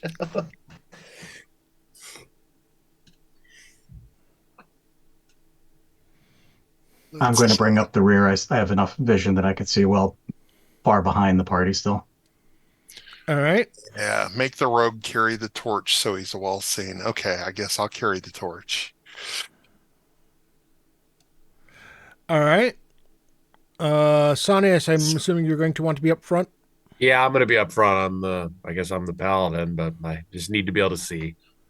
And I'll be behind you with the torch. So, yeah, we can do this if you want. We've got Lagamundo up front with the torch, the paladin, and really, honestly, looks like two paladins. Or knight. You're not quite sure. Roxanne is carrying the symbol of Palor, but it may just be, you're not clear yet what class she is. Just that she is an initiate of the Knights of Eventide. Then we got Thraskin and Percival, and then Sal and Leaf. Is that correct? I think I was I was right behind the paladin. Yeah, right behind Sonius. I have the light, Yeah. Oh, okay. but I'm not leading the way. I meant to ask Rob, are you using CNC vision or D&D vision? CNC vision. Okay, so Twilight for elves then. Yes. At which actually I don't think half elves get at all. For dominant elfin side, you just get the enhanced senses. So yeah, you don't get the Twilight vision. So you get enhanced listening and See like we do. Yeah. You're just like a snobbier human, is what yeah. good for you. I'm kind of wild, so But you get that superpower that half elves get. They can grow beards. And yes, Yeah. let's do this. I need to bring you to the screen with the map for my players. Move you further up. If you have the stream up, you'll be able to see the map. Probably should just let you guys join the thing, but should have thought about that ahead of time. All right. What I would like is listen checks. From everyone? Yeah, so it'd be a wisdom check from everyone, and for the elves, or half elves, whatever their bonus is. +2. Yeah. I got a mighty 9, sir. Mighty 9.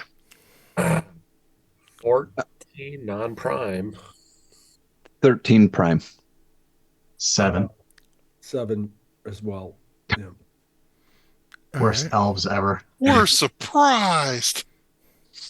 That's right. We should get T-shirts. Worst elves ever. Mm-hmm. And I just realized something. I had forgotten to copy something over. Haha. I even made tokens, and We started a new campaign last night, and 5.5 of us of the 8 are elves. So we started calling ourselves E-Force. No short people in the entire party. It was weird. That is weird. Raskin can hear you. Yeah. Okay, so who would have made their check on a base roll? I had 13 prime. That was Thraskin. Yeah. Thraskin, not only do you hear a shifting sound, you also feel the sound, the feel of the ground, just slight movement. There's a tiniest of tremor, just enough to let you know that things are moving in the stone, and you can feel it. One behind you to the right, one to in somewhat on front of you to the right as well, and then one closer, but ahead of you to the left. And as you peek, you can see the areas where the stone isn't as smooth. Dirt starting to fall as things are burrowing their way out of the holes. All right. I give a shout out and I tell everybody there's things coming from below us. Look lively. To the rear and to the front. All right, and Sonius looks at his feet confused. Where? I will press myself up against the wall. I can't see anything. Come on, hold that light up. It's there. I blame you for that bad roll.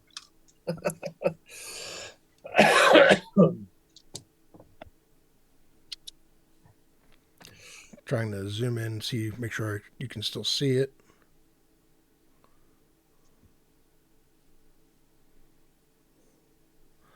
All right. Leaf, give me a wisdom check.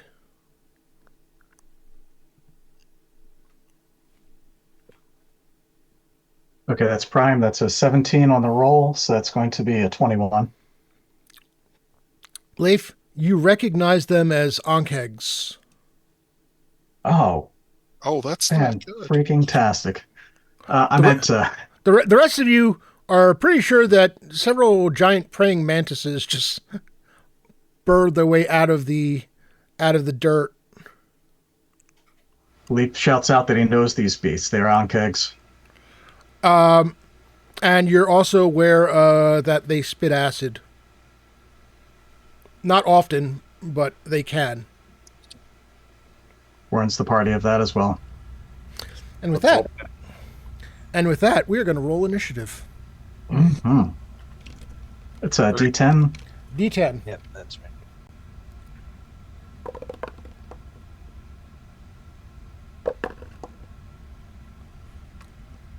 Oh, that's good news. All right. Anyone on 10? 10. Go for it. Okay. Leif is going to cast a shock bolt at the one nearest to him. All right. So he starts projecting this bolt of energy and electricity at that Ankeg.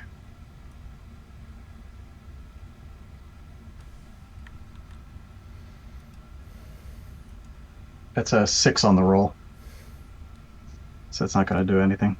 No. All right. Anyone else on 10? All right. Both Roxanne and Percival burst into action. Roxanne, upon hearing about the fact that it can spit acid, charges the one up front.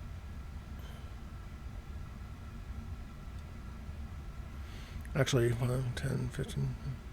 Yeah, I'm going to call it close enough. And attacks.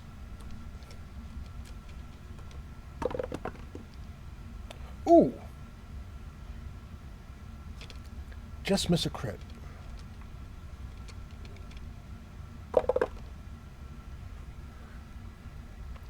You see as she's running, her sword clears the scabbard, If and if you just missed a crit, can I throw a special hero point to make it a crit?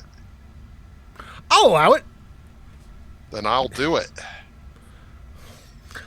You see the sword glowing as it clears the scabbard, and both hands she brings it down on the creature, and that's going to be. Oh wait, this is large. No. I thought they were poodle sized. I was like, maybe these are baby yank eggs. There is a screech. It's almost like a buzzing that just almost for momentarily intolerable as she opens up a massive gash, cutting across the midsection, as long as she can, bringing the sword down through it. The thing thrashes about. Percival doesn't have to charge, and actually can't charge because it's too close. I don't think that's going to hit. Nope. Percival goes and swings with his club, but is unable to hit the creature. 9. Who's on 9? Anyone? 8? Hey, Rob, Sal's on 9. 9. Go ahead, Sal. He's gonna cast shield on himself. All right. Anyone on 8? 7. Right here. Anyone else on 7?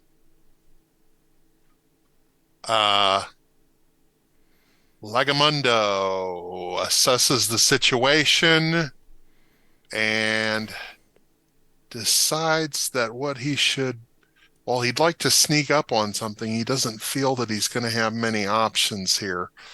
Trusting in his fellow companion to go and engage the one in front, he is going to charge and assist the paladin that had already Roxanne, and see if he will charge up and strike at the one that she attacked, and hopefully that we can bring them down. So I will, let's see. I'm going to be using my hand axe +1 because I think it's probably about the best damage I've got, and I will attack. 16 + 5, 21. That's going to hit. And the damage is big number. I got a 5 + 3 is 8 points of damage. Not enough to bring it down. Damn it. Damn it. Damn it. Okay. That's on 7. That was on 7. 6. 5. 4. I'm Sonius is 4. All right. Technically, you have to charge before initiative's rolled, right? Or Yeah, I mean, but you're close enough. You don't need to charge, and you're the one that you're looking at. You're too close. You can't charge it. okay, I'm not because I'm looking at that. I'm sorry, I had to look at this on my phone. Sorry. Does charge add to my damage? Or was that Yeah, it's extra 2 points of damage. 2 more points? Because there's one on my left, right? So Yes. I'm gonna go at that one if I can hit it. All right. Because you can't move more than half, right? In the hit. Yeah, and you're fine. You can attack. Okay, I will do so. That is going to be a miss. All right. All right. So that was on 4. 3. I'm on 3. All right. Let's see. I am the blue guy right there that your thing's Yep. on. Mhm. I will do a full move, which is 20. 1, 2, 3. I'll get behind Sonius there. That's pretty much all the. Do you want to be here or do you want to be here? Uh, Remember, they spit. Don't give them a line. Yeah. yep. Yeah, that's my full 4 move that I can do. I can only move 20 feet being a dwarf. Okay. And they attack.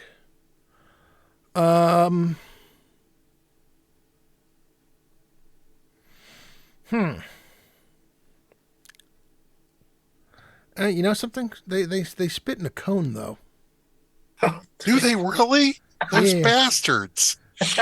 Ah, I shake my fist at every false So, god. I need Lagamundo. Well, let's start with Lagamundo, and I got to roll for Roxanne. Is there a save or do they just spit on us? It is a dexterity save for half. Okay. Well, lucky for them, or lucky for me, I'm part rogue. Yeah, nat 16, so 21. So yeah, not a problem. All right. Roxanne ends up taking the brunt of it as she does not save. Uh,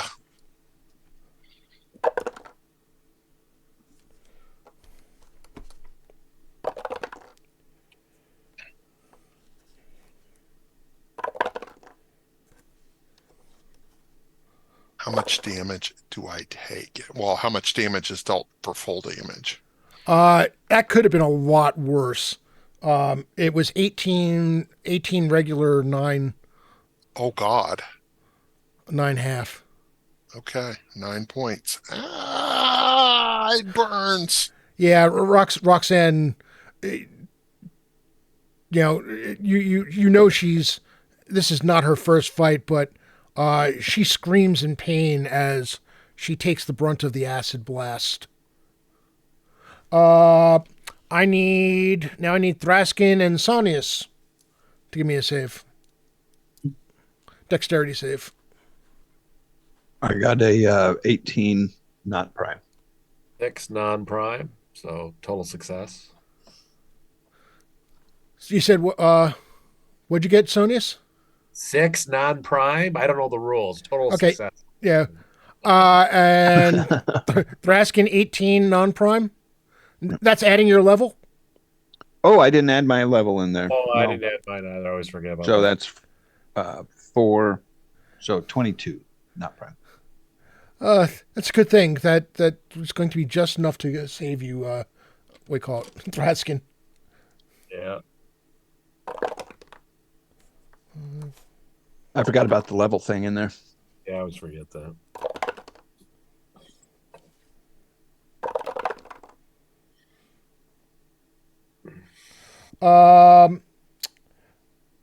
Sonius, you take 19 points of damage. Good God. Oh, Thra- you guys just see now. Thraskin, you take 9. Oh, Ooh. ooh, I'm low, real low, guys. Real bloody there. If I even have blood left. All right. Remember, you can bandage if we live. Yeah, that's the big thing. We live. Yeah. I do have lay on hands. There's a reason why I'm generous with the bandages, because otherwise I'd really have to tone down some of these fights. And the one in front of, what do you call it? The one in front of Percival decides that he looks pretty tasty and tries to bite him. And fails. Well, Percival is light on his feet. All right, that's everybody, so we're going to roll initiative again.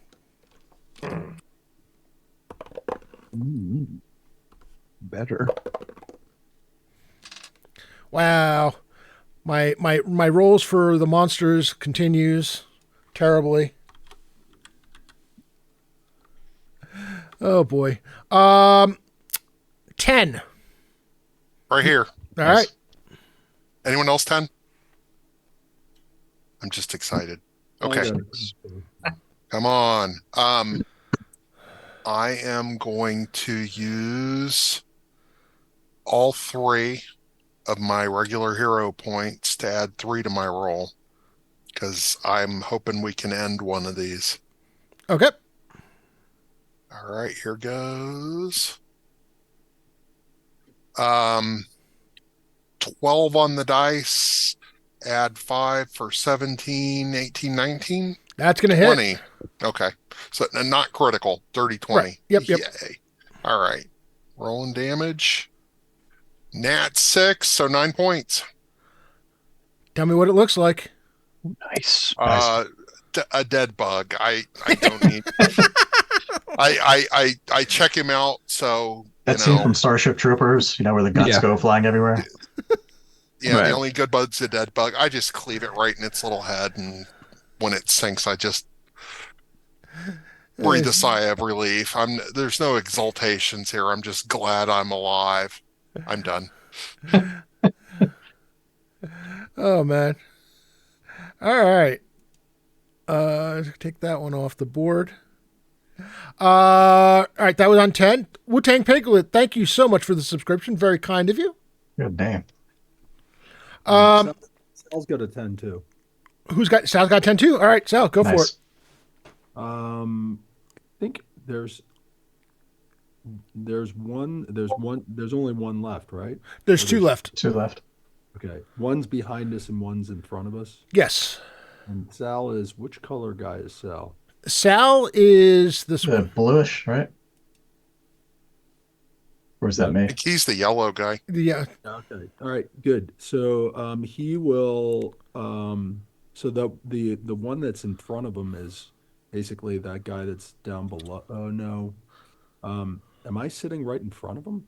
No. No, you've got the one that's behind you is about 10 feet behind you to your right.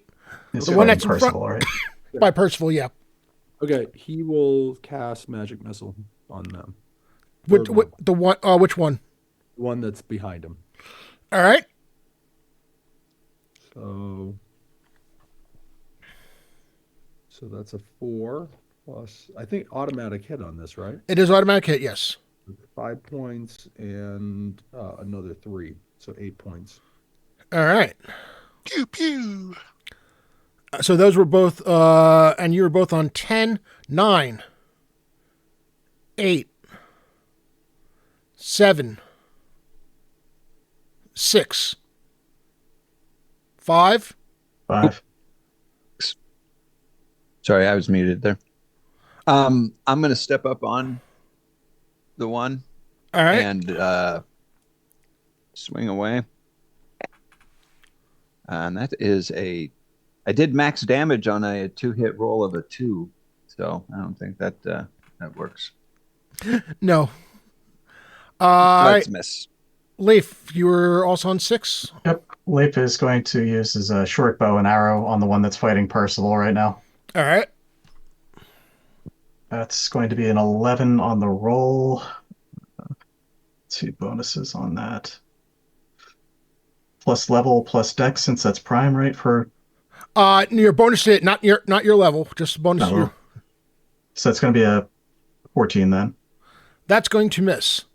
Wu-Tang Piglet, thank you so much for the 500 bits.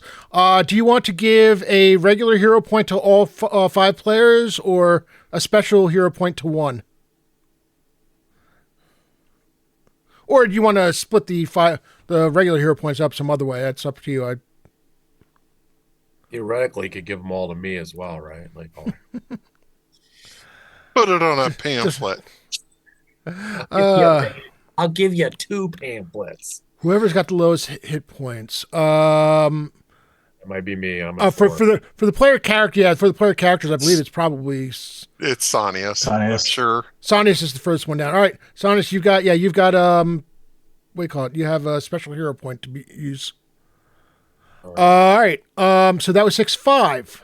Thank you. That was 5. I went already. Oh, okay. Anyone else on 5, or that was 4, 3. I'm 3. The one and only Sonius. All right. I'm actually going to use a regular. So I'm down to 2 there. I'm going to add that to it. 13. 13 is not going to hit. No. All right, guys. If you need me, I'll be over here melting like the Wicked Witch. So Mhm. Sonus, were you on 4 or 3? I'm three. Three. All right. Anyone else on 3?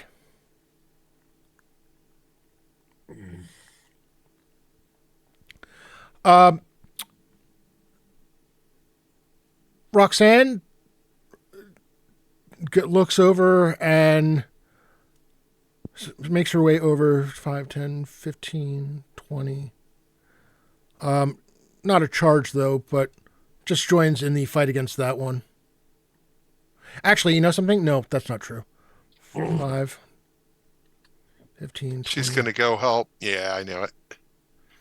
25, 30.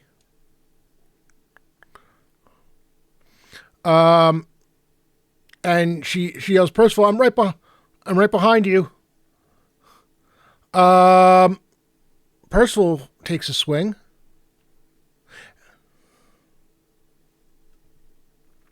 Actually, Percival was about to swing, and you see him stop, and instead you see his other hand go and grab his holy symbol, and he starts chanting, and ends up casting bless on the party. Am I close enough to get it? I'm going to say yes. Okay. I like that ruling. Yeah. What is that? +1 It's to going to hit? be +1 Yes. to hit and damage, or just to hit. To hit. I think it's just a hit. To hit and morale saves versus fear. There you go. Thank you.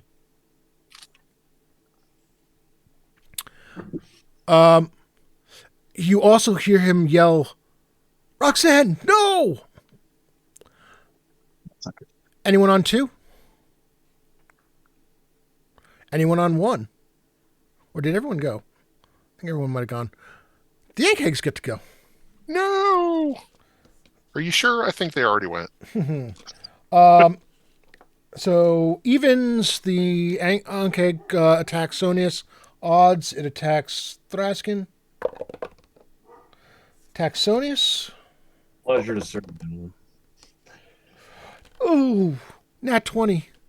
Oh, Wait. no. Sonius. Use your hero point. Oh, my hero point. I can use that, right? To make Yes, it you range? can. Special. Turn that special to turn that 20 into a 19.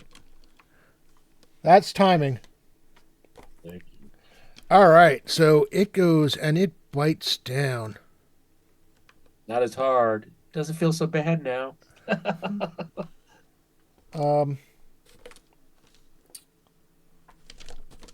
I had all the D6s for BattleTech, and it's like, where'd they all go?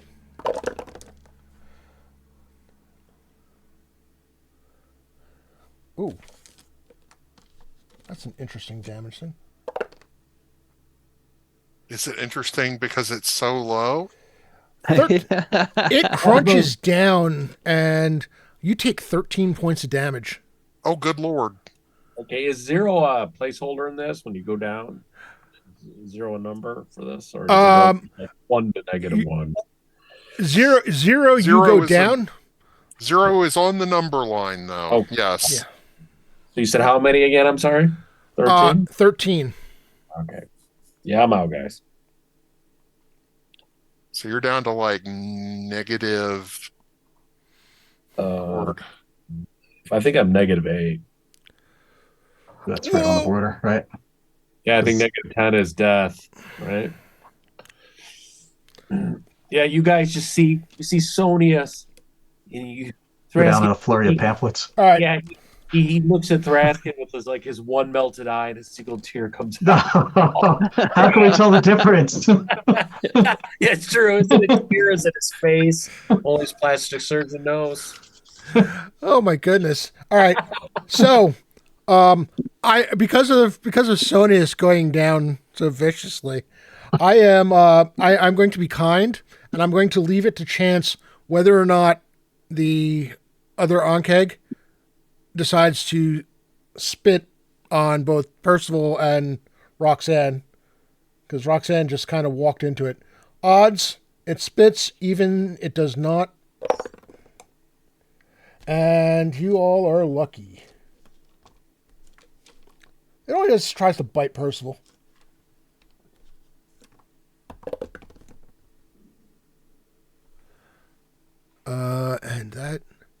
is going to miss. Whew. All right. Percival's got one more round where he doesn't have to take damage. Let's go for initiative. Oh boy. Same thing. Rob's going to think I have loaded dice. I got another 10. Well, that's good because so do they. No. Ah! That the first time again for the first time the initiative roll was in my favor and probably not a good time. But Lagamundo, you go first. Well, You can get to it and attack. I will get to it and attack. Any chance it doesn't see me and I can backstab it? Yeah. I can sneak attack at this level, though. No, not at third. My bad. That's fourth. Okay. Well, I will just move up and attack it then. 16 modified. 16 modified. That is going to hit. Alrighty. Come on, +1 hand axe. 7 points of damage. All right.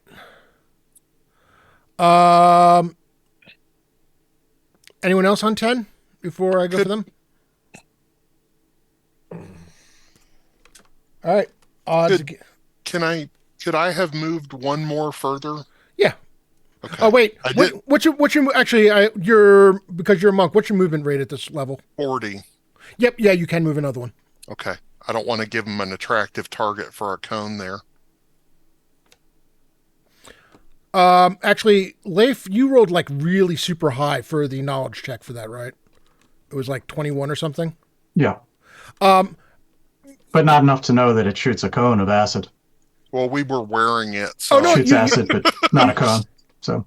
Well, I know one thing you know is once it goes, it's a while before it can do it again. Refractory. So I announced that. So we have time. So once again, odds it breathes even. It does not. Oh boy! All right. Oh boy! All right. That's not good. First of all, these dice are not on my side today. And why is this thing? It's like acting. It's like stuck on something. Percival saves. And Roxanne saves, so that's good. She might actually survive for a little while longer.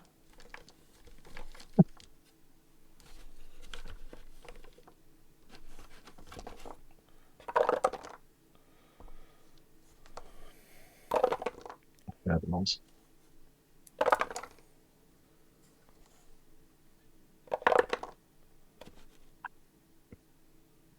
They each take 10 points of damage. Good Roxanne like stumbles and falls to the ground just as she gets to Percival's side. 9. Did you say Roxanne fell to the ground? Yeah. Yep. Oh my God. It'll be one on her move. She'll like get to his side and fall down. 9, 8, 7, 6. I'm on 6. Come on. Ooh, dang it. 17 plus 5, so 20. That's going to hit. 22. I was hoping to get an 18 to throw my 2 in to get a crit, but 6 points. All right.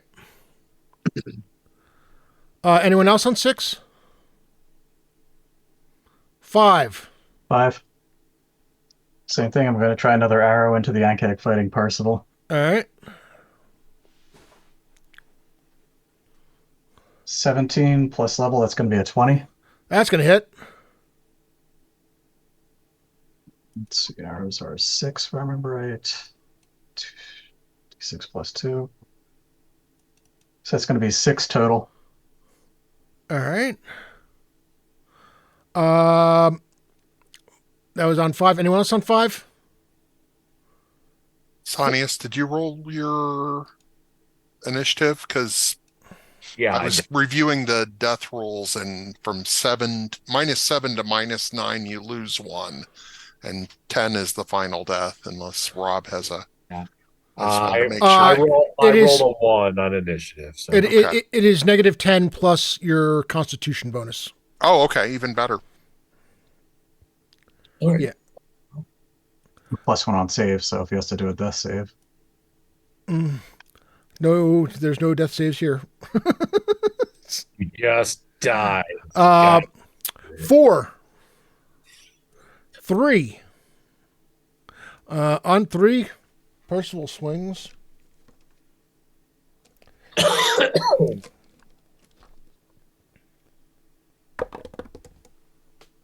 Percival with a natural 20. He needed it. Making his family proud. Where is that?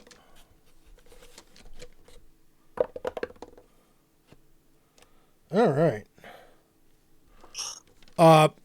Hits the thing across the head. You see its head like snap to the side, and it wobbles a little bit as it looks back at him. You could hear the grunt at the exertion as he swung at it. So that was on 3, and again she gets to his side and falls down. 2. Sal's too. He's gonna he's got one more magic missile. He'll try to go after the one that's in the right behind him. All right, go for it. That's 5 plus 3, 8. 8 points. That is just enough to kill it. Nice. All right. Anybody on 1? I am on 1, so I just go down down 1, right? Yep. All right, -9. No pressure. No Leif pressure. lets out a cheer and then turns around and realizes how many have fallen behind him. Yeah, I'm gonna need some bed rest after this. Oh my goodness. All right. So, initiative. Very, very important initiative. Yes, it is. Last one, right? Possibly. Last one, right? All right. 10, Not this time. 9. On 9, Percival frantically starts trying to clear acid and get bandages on Roxanne. And remember, at this point, you need to get them. There's 2 things that have to happen when you're healing, and this make sure in terms of like any healing magic that you use, you need to get them to 0, and then heal them up. So you don't want to use your big thing just to get them to 0, thinking you're going to get above that. Okay. So that's on 9. Yeah. It stops at 0, and then Yeah. you got to do Then more goes up. healing, right? Yeah. Yep. 8, 7. I am. I'm Go on. ahead. I'm on 7 here. All right. You're on 8. Wait, wait, Sonus, were you on 8? 7. Okay. Thraskin, go ahead. 22 AC 22 for 9. All right. Actually, I think that's enough for that one. That one was slightly smaller than the others.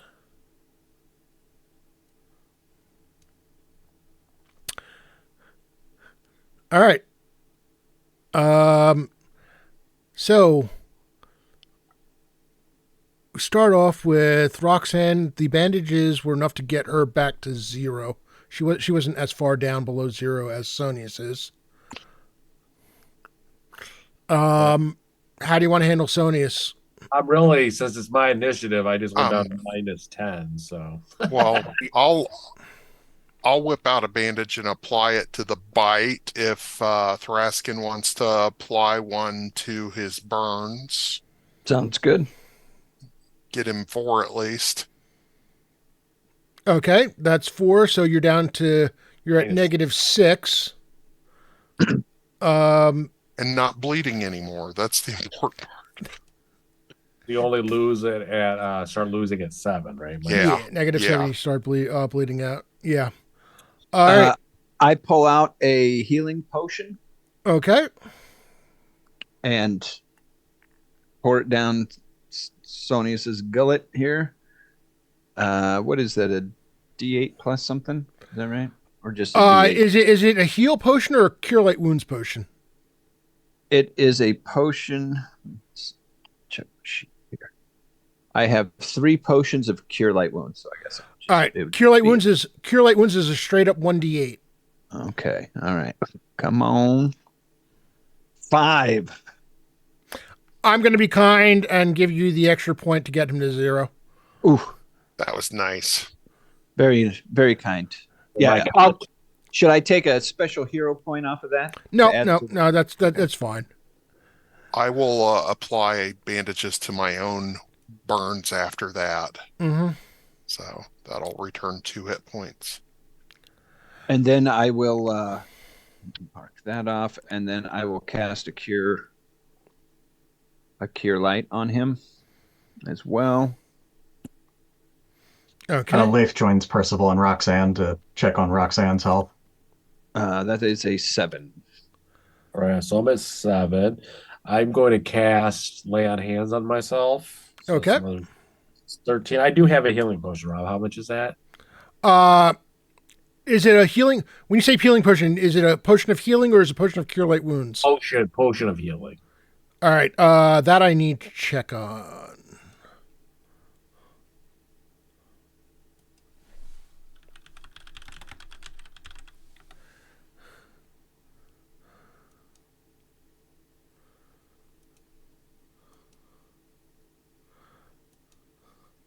I love how I can search for potion of healing and comes up with the section that says potion of healing, and then it doesn't tell me what the potion of healing does. Potions.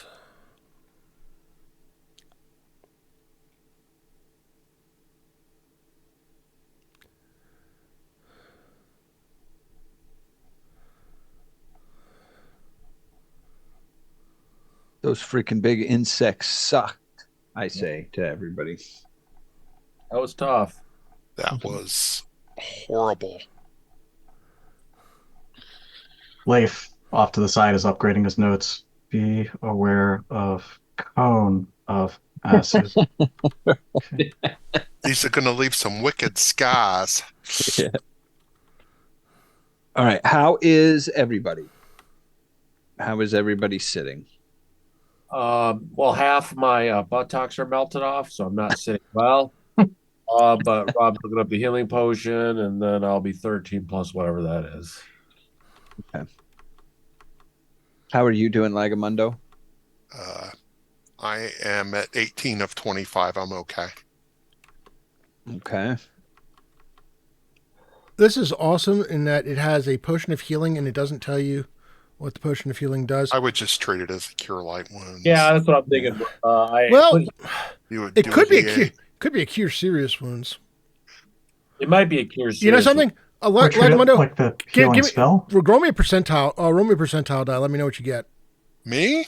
No, Sonius. Okay. I was going to say, don't make me responsible. Now that I think about it, the difference is I put a healing potion, but I remember you saying cure serious wounds. I do remember that.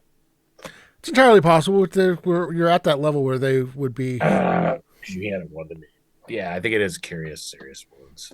All right, so it's 3d8. Oh, I might save that actually. Well, I guess I can do it. 3d8. 8. 11, 24. I'm back to normal. Back to 23. Nice. Wow. Wow. It made you normal? Yeah, well, normal bitch. And I said, what happened, Thraskin? Oddly, I went down. I did not go to the Green Elysium Fields where St. Cuthbert was. I was surrounded by dwarves that are pounding an anvil. I was like, I hope you don't mind. We use some of your pamphlets to bandage you. Yeah. Sadly, you can't do that. Because as funny as that would be, How is Roxanne? uh, she's a little bit shaken up. She still has some damage to her.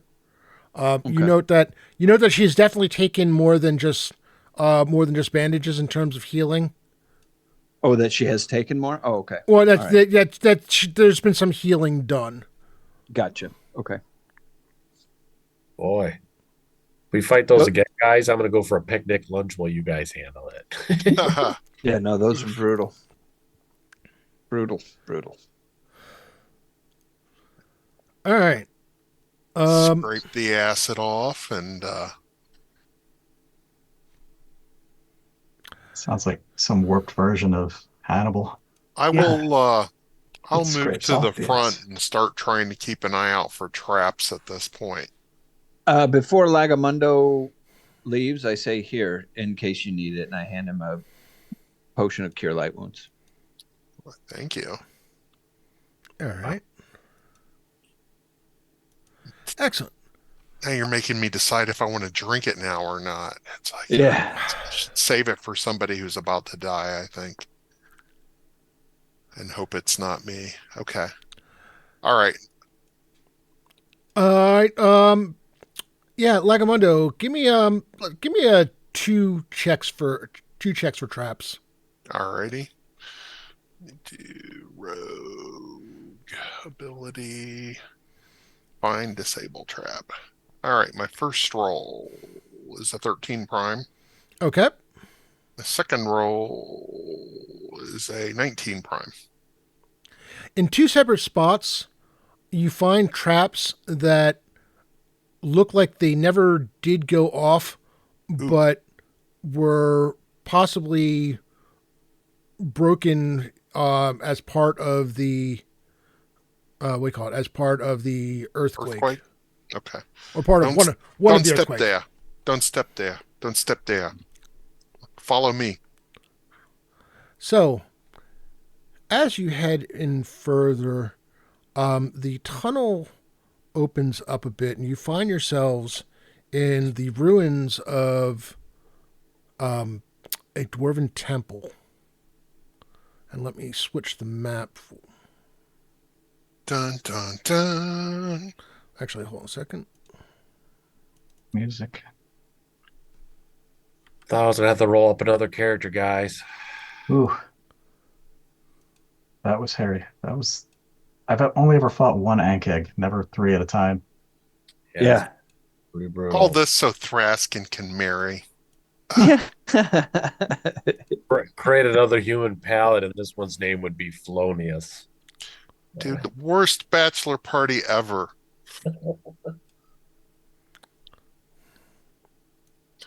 Ooh. Where actually you guys are. We're going to This is start. From Pretty Marshall is map. ridiculous. Yeah, that's a nice map, bro.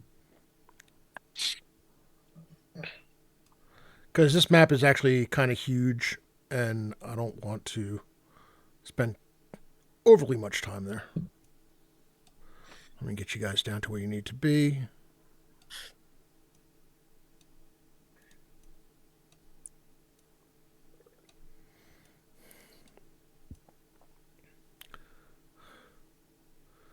Scroll in a bit so that you can see.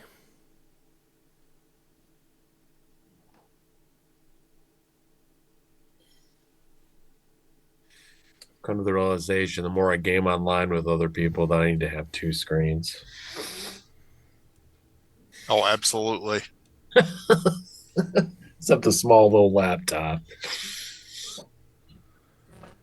That delay waiting for it to like finally appear on the all right.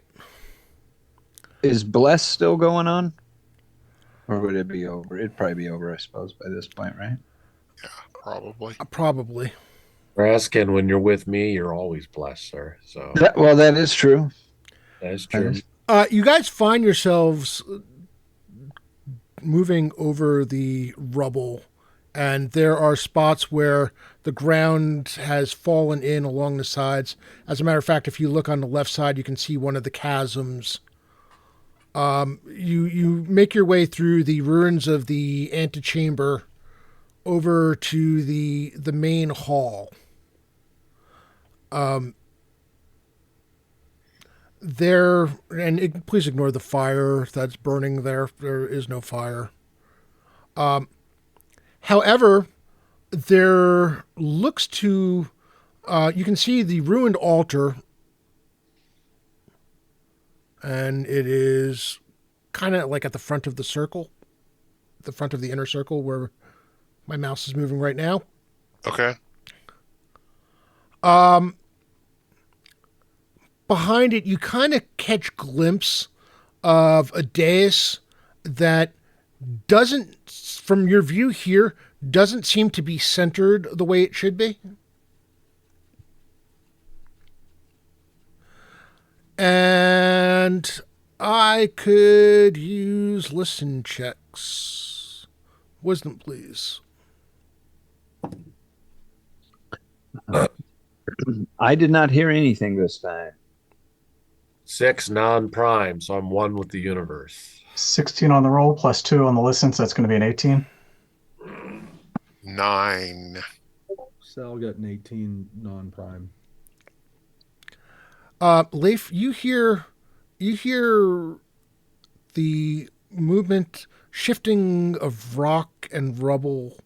It sounds like pebbles being moved. There, you're definitely not alone in this chamber. There are things that are moving apparently just out of sight. Right. Leaf starts waving frantically to the party that there's something definitely up ahead in the rubble. All right. At that, I'll go ahead and cast Bless. All right. Excellent. And something. No, he's going to hold that in reserve. No. Okay, I'm going to step off to the side and move silently since I've heard this already. All right. Which way do you want to go? To the right, to the left? The sounds were coming from where up to the left there. Up to Okay. left and right. There's, Left and right. Yeah. All right. Looks like there's more cover to the left, so I'm going to move towards the left instead. All right. Give me a move silently roll.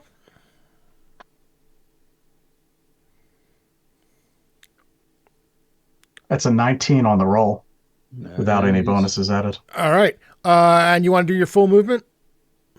That's going to be a movement at half rate for silently, correct? Yeah. If you want to do it without penalty, yeah. Yeah, I'm going to try and do that without penalty, so that way I can distinguish myself further away from the party. All right. So that'll get you to about there. So you can basically slink along the wall. Exactly. Anybody else? I'm gonna quick question, is there any light ahead or are we providing the only light again? At the moment you're providing the only light. Actually, now that you mention it, the dais up ahead, there seems to be some light coming from along the side of it. A red glow that just gives the slightest bit of light to the altar section. All right. Well, I'm just gonna and I hate that I'm the rogue, but I'm carrying the torch. I'm gonna keep You can give the torch to someone. Yeah, I'll take it. I'll hand You wanna off the hand torch and I will walk around to the left silently. I And look to at Thraskin and I say, Thraskin, light up my day. Thank you. As a matter of fact, You hear from behind you some words come from Percival, and you see in his hand he had in his other hand he has his holy symbol out and a light spell cast upon it. Ah, excellent. So do I need to roll for move silently as well? Yes. And which way do you want to move? I'm moving to the left. Okay. So I got nat 17, 22. Not Yeah, a you're problem. fine. And I say the rest of us start slowly moving forward up the middle. All right. What I'm going Call- to do. Call attention to the middle and give a little bit of cover to the two on the outside. Yep. I'll even do a little sing song of my favorite St. Cuthbert hymn. And track, I'm here, everyone.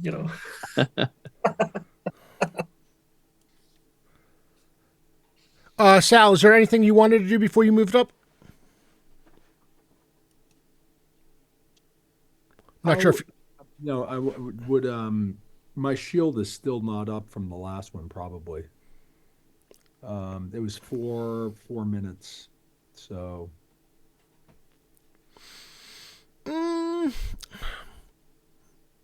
no, probably not. Not Probably this one. spent about that much time getting Yeah. Sonnius back up. Yeah. Okay. I think he'll probably hold it just for I think something's gonna happen in here. He'll cast shield on himself. All right.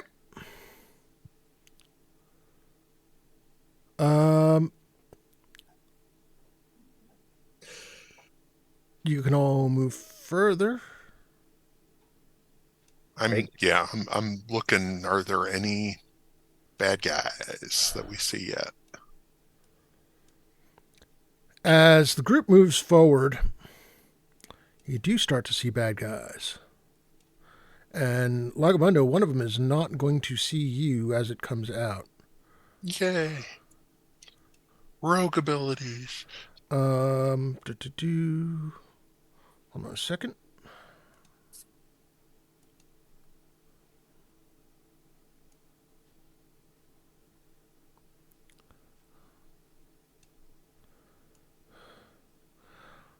Yes, then I am actually going to show this on screen, what they look like, because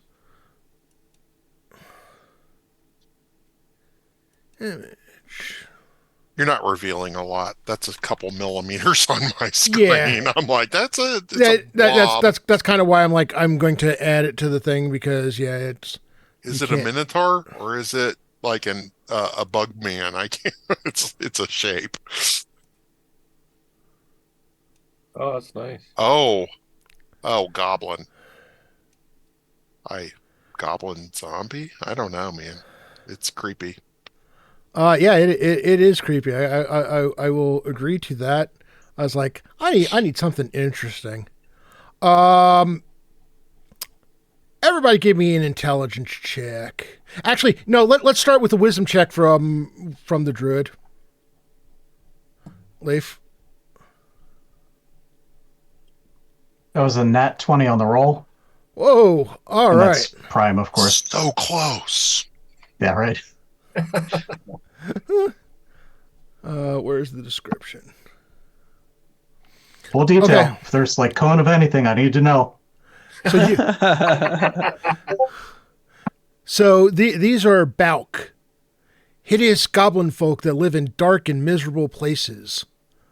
Now, there's one problem. I'm moving silently, so I can't really communicate very well with the party right now. Oh, Um, well, all right. We'll make it so that one of them comes out into the open. One of them comes up to Lagamundo, doesn't realize that he's there. There's more. One comes out from behind some of the rock. now, do I know of any weaknesses that I can try to communicate by pointing to a body part or anything? Or So, actually, here's a weakness that you know. They're frightened by bright lights. Okay, Uh, so I bright yeah. lights and loud noises. So I point at Percival's light. Hopefully the party can see me. Just moving silently.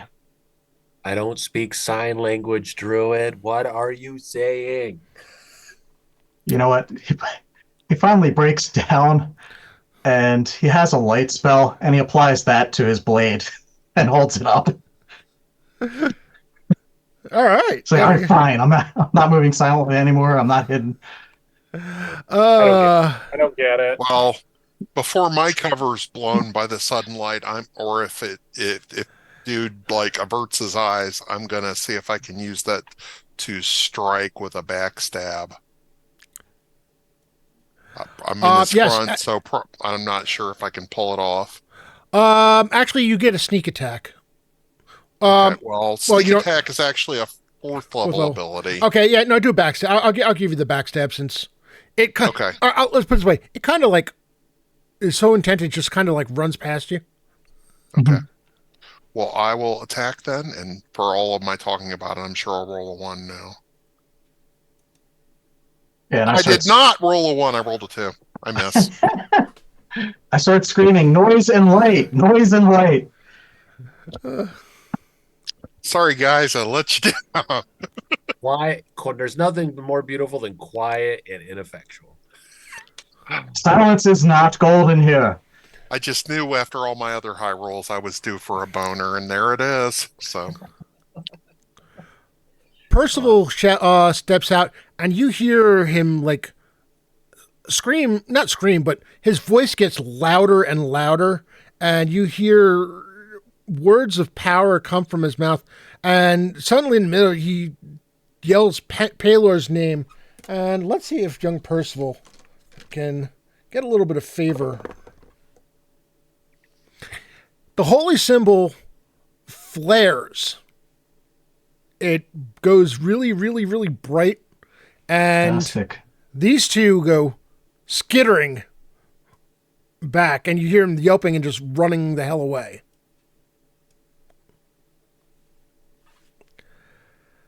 Nice.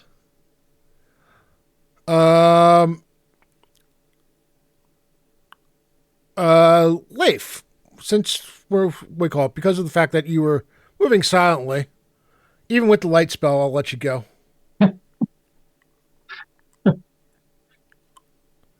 Uh,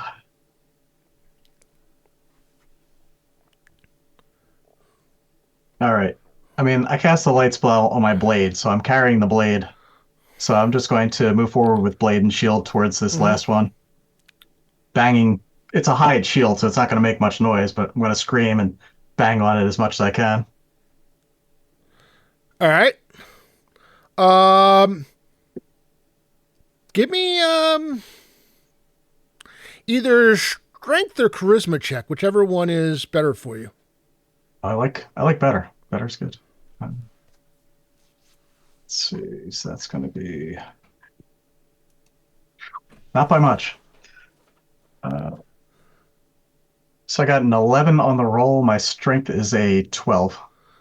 That prime for you by any chance? No, definitely not. My charisma was 11.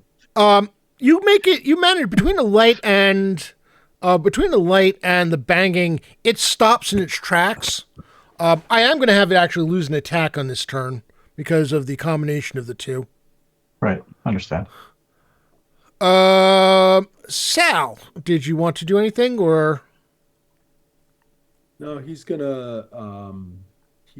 to sit, I guess, can he position himself in a little bit more protected place?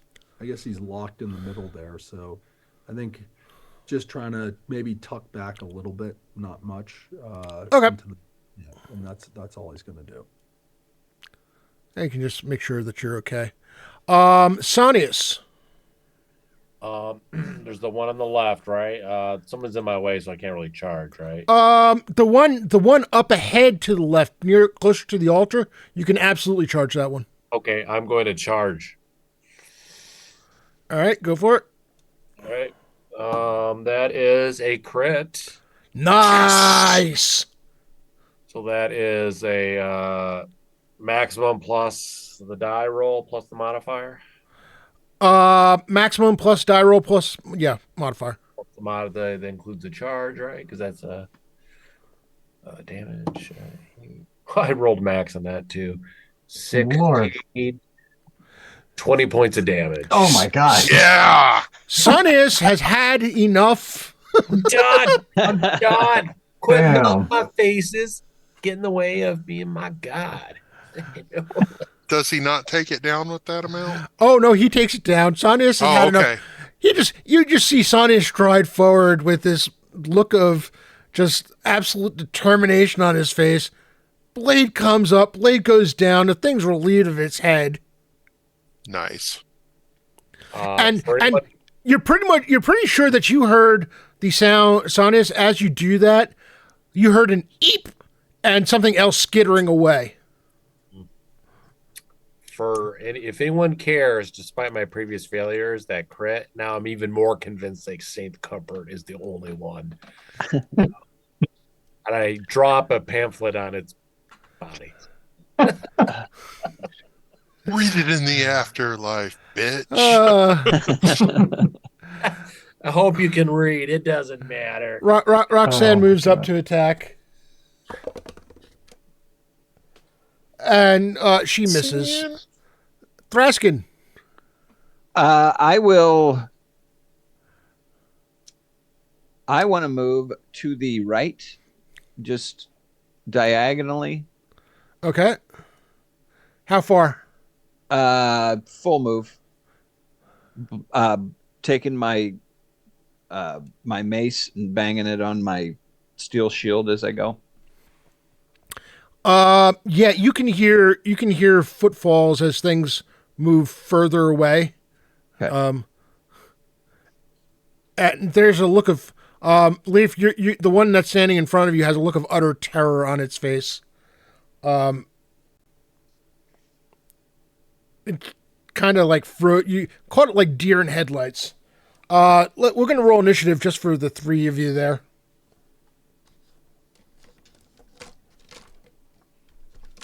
For which three? Lagamundo, Roxanne, and Leaf.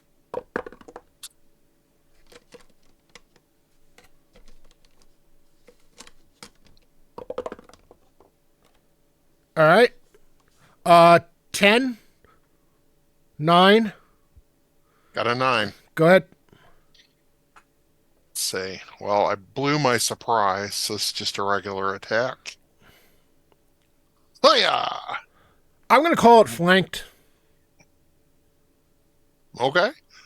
Well, So- I got a modified 20. That's going to hit. That's a hit. And this is just regular damage then. Mm-hmm. So 5. All right. Points. You see from basically you punch in the back and blood comes spraying out of its mouth from the power of the punch. These things are not all that tough. Roxanne goes on 8. Leaf, I'm what also do an 8. you on 8? Also an 8. You go first. All right, using the Tapakurak. That's going to be an 11 total. 11 total. Did you add the +1 from the bless? That's going to be a 12 total. All right. Let me double check. That is just going to miss. Roxanne swings.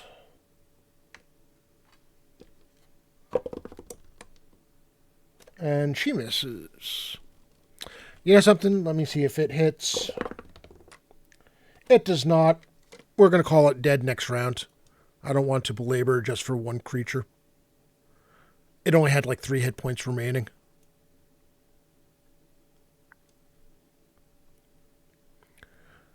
Leaf, give me a wisdom check. Listen. Actually, Leaf and Sal, give me a listen checks.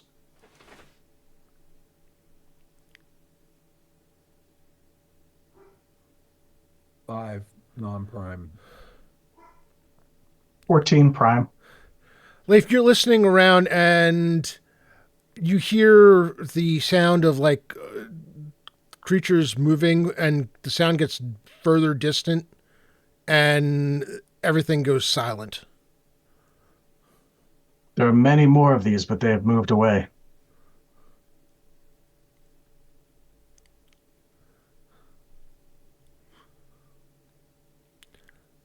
And you find yourself in the empty, ruined temple to Moradin. Keep an eye out for those things. They may be sort of opportunistic fighters, right? Any of us get separated. Yeah, Leif, you're aware of their pack tactics. They like to try to like bear creatures to the ground if possible. You know, their targets to the ground if possible. They were not prepared. It's been a while since they've seen anything the likes of you come through here. We must stay in groups when we fight these things if they approach again. Sal's going to cast detect magic and start to inspect the room.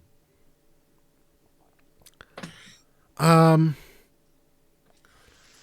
we see a anvil anywhere? No, you do not.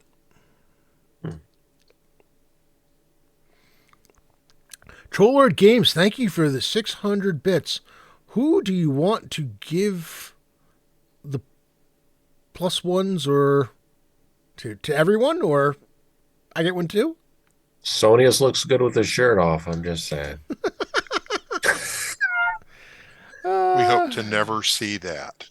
Not that should sway your decision. Did he just retract the offer? How do you take bits back? I didn't know you could do that. Can't do that. Oh my goodness.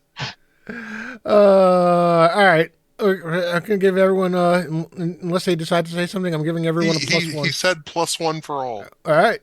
And then added Trollza. Nice. We like this. We like a little Trollza, don't we? I'll accept it.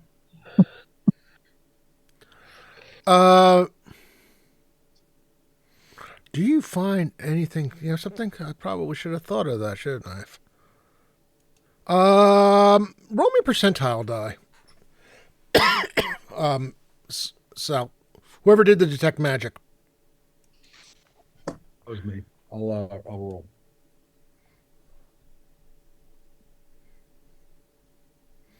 76. 76. All right, hold on a second. 3D.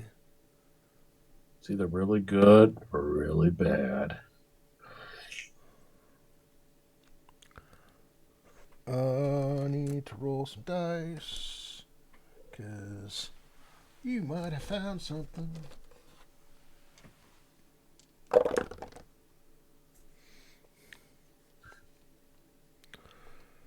Ooh.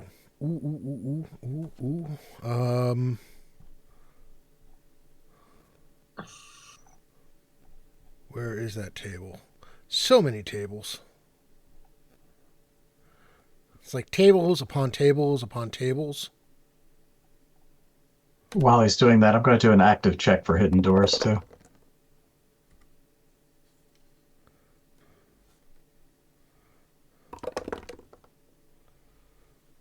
I'll do some roguely searching of the altar area to see if maybe the anvil or something is being hidden there. I think you said something about it being offset. Yeah, it wasn't centered, I think he said. Underneath, hold on a second. Let me make sure that I have that item properly. I want to make sure that I have what it describes as. You catch the look of something magical underneath some rubble, coming from beneath the rubble. And as you go to like uncover it, you find a gem, a red gem that seems to be swirling almost a red-orange glow swirling within.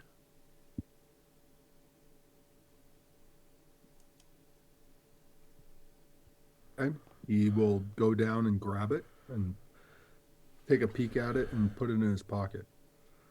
All right, I need to write down what that is, because...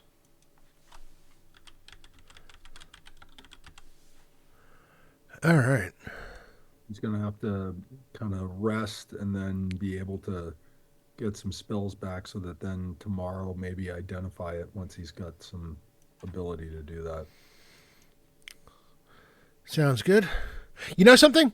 I am going to make this a challenge level 5. So you would need a 17 or better on an intelligence check. Okay. That makes it real. Yeah. 17. You can do it. Yeah. Let's see. I got +2, so that means I got to get a 15 or higher. It's your prime, right? So you get that in the level, correct? It's actually my prime, and then add my level, which is Yep. 4. So that means you said what, 17? So I got to get 11 or higher. 11 or higher. Nice. All right. 18. Nice. You recognize the gem as being an elemental gem. Ooh. And the elemental gem contains a conjuration spell attuned to a specific elemental plane, this one happening to be the plane of fire. When the gem is crushed, smashed, or broken, an 8 hit dice elemental appears as if summoned by the summon monster spell. The elemental is under the control of the creature that broke the gem. Wow. And of course, in true Trollard Games fashions, it doesn't tell me how long the elemental sticks around for. Is it until he like dies? Or, I'm not sure. Probably like the spell. like an 8 hit die monster. That's like, does it say it could be anything, or it has to be from the plane? It's a fire elemental. Fire elemental. Got it. Yeah, I would say it's like the spell, probably, right? Yeah, Long enough that we I'm can gonna name guess. it I'm gonna guess it's like the spell. Of Bob. course. Yeah, it's true. It's- I look disapprovingly. This is pagan magic, but I'm gonna let it go right now. We can do this. Leif doesn't fully understand, but he knows he covets this right now all of a sudden. I wonder if fire elementals do well against minotaurs. Probably. You know- I'll know, bet they do. hot damn! This thing lasts 10 minutes per level, Mhm. and it's on 9th level druids. No, that's the elemental swarm. Sorry. Yeah, it's still 10 minutes per level, and it's a 6th level druid spell, which So means this thing's. Does a druid have to be the one who actually uses it, or it can be No, because it's a magical item, Okay. and it's not being the activation is crushing it. So that could be anyone. Yeah.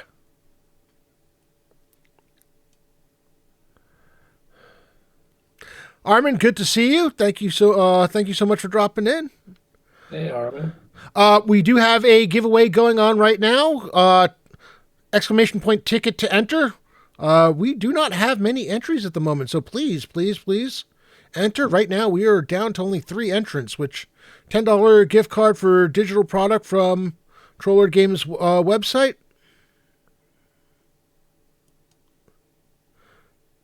There we go. All right. Yeah, so that's really, really cool. Very nice.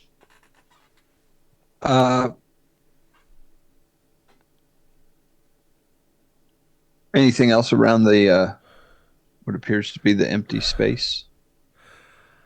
When you Yeah, get was to there anything in that area? I'm sorry, go ahead. so when you get to the area where the dais is, you note that the dais has been pushed aside, and there are stairs, circular stairs, going around basically almost like a center pit, down down to a floor that doesn't seem to be all that, maybe 20 feet below, and you can see reddish glow. Who's the first person to check it? I think it was Lagamundo. Yeah, I was The first going one up up to there. check it up because I was going to be looking for traps or something hidden. Wasn't expecting a pit with stairs. Lagamundo, there are two things that you said. First of all, you feel heat coming from below. Hmm. Okay.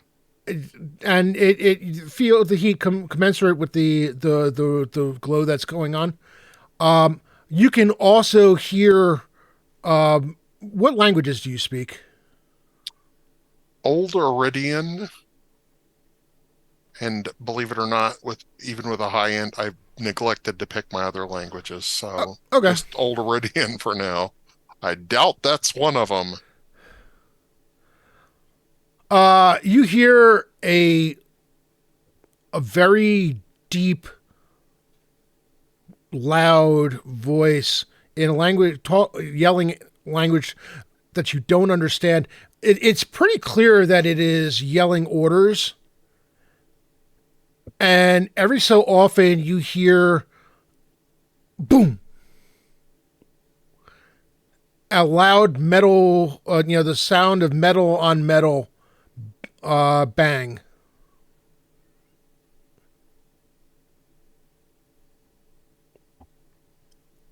All right. I wave my arm around and point down and then make like I'm listening. Hmm. And then I mouth the word anvil and point down. I move to where he is. All right. I look horrified because I think he said anal. And I'm like, I was a little concerned too when he started pointing down. I'm going to go.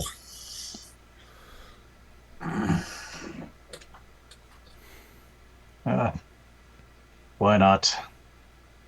Yeah, let's go. What you and your bride do on your night, we have nothing to do with, my friend. I need to read these all in because we need to change maps again.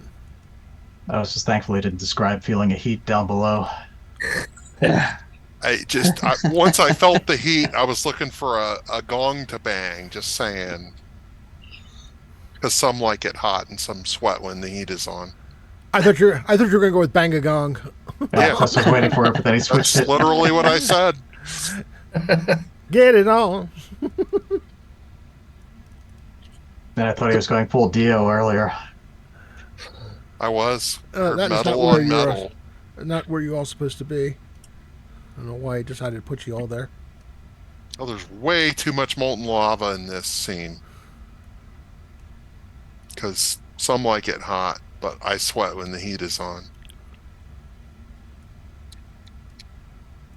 It's an earworm. Now I can't get it out.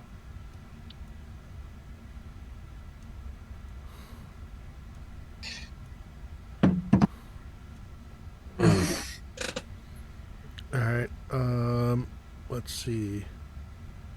Can And I would guess my bless is still going on, right? Or has it been over 4 minutes?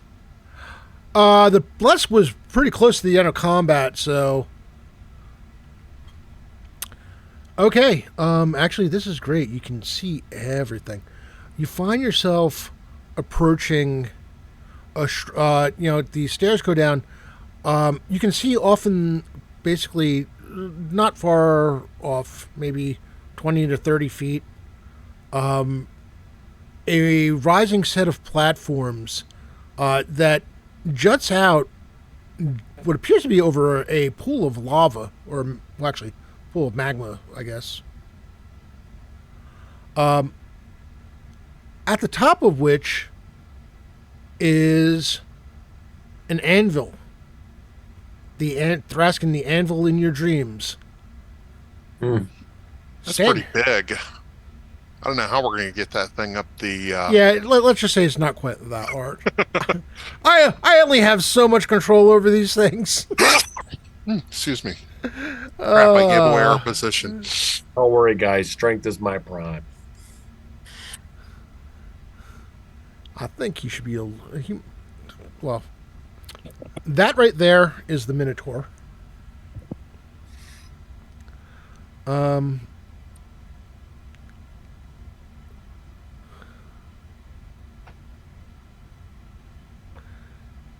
And where'd they go? They left. The anvil's ours. Yay! Hmm. Oh, is this where those creeps went away to? I guess that's some type of tower to the right with an entrance, maybe. And and this whole area looks to have been made by dwarves, right?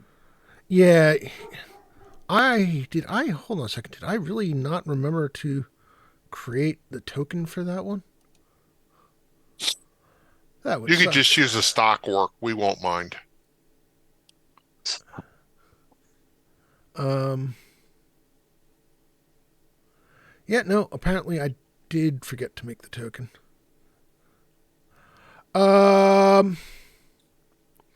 What can I use that would? Something. I'll use the Bauk tokens, but they're not Bauk.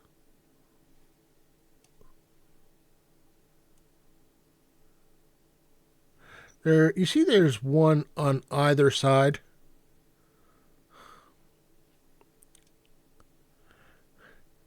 And at first, and there's a bunch of them, like scattered about. This bodes ill.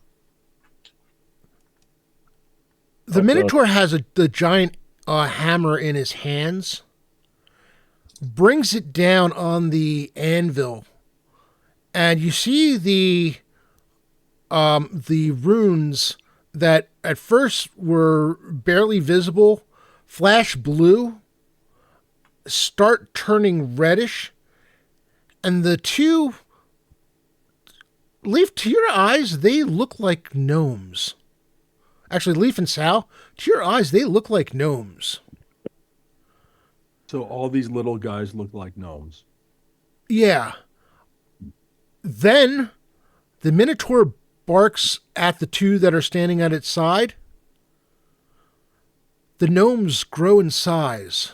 Uh, Just add water, people. And you see they're trying to lift the anvil. Maybe one of them's big. What are those creatures? not sea monkeys. They are Spriggans. What? Crickets.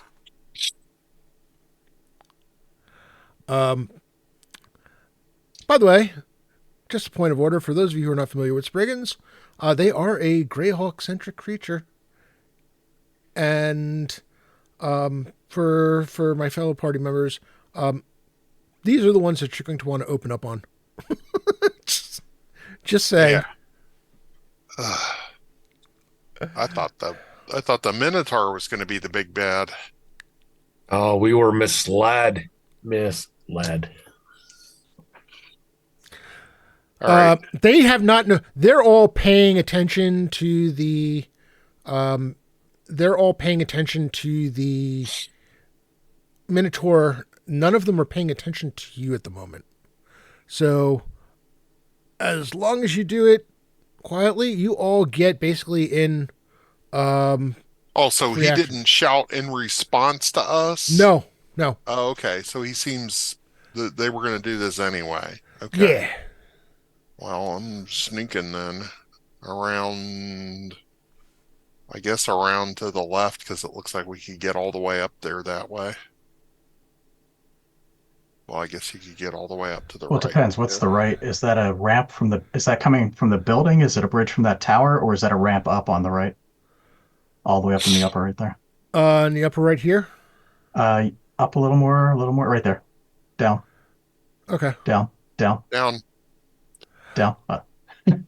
We By the understand tower. that goes Okay, up. and Yeah. I realized that I needed to look at the extreme. You could probably climb onto that section. So wait, is that a tower then that has a bridge to the other ramp there, or is that a ramp up next to the tower? The tower is at the. It appears that there's something going leading into that tower from the platform. Okay, so it's directly across. So it's up. It's elevated then. Yeah, yeah. So that seems like a good place to sneak into underneath that. Yeah.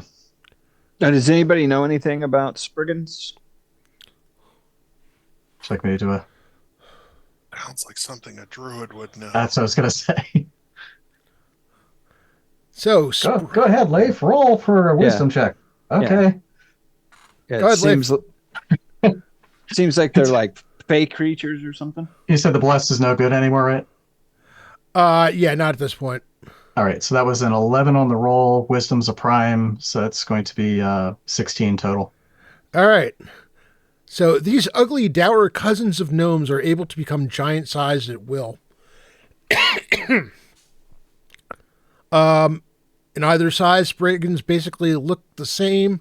They're ugly, thick-bodied humanoids with pale or dull yellow skin. They have a variety of brown or black hair, red eyes, large bubbles noses, not overly beyond the human norm. And one thing that you notice is that even from here, you can smell them. And does Leif remember any type of unique attacks that these Spriggans might have? They tend to carry knives with them, and they just use. They tend to carry knives or daggers, and just count on their strength bonus when they go stay to out hit. of range. And just a question: how large do they get? I mean, a large gnome is like man size. That's a good question. They get to be about 12 feet tall. Okay, so when we get into this, does my dwarven ability of Yes. Bonus for defense- large creatures. yeah, defense expertise come into play? Yes, it does. Yes, it will. Okay. Lagamundo, Percival and Roxanne follow behind you. That's good. Because I don't think I was going to go up there by myself. And one last question. From where we are positioned right now, what's the distance to the anvil? From where you are right now,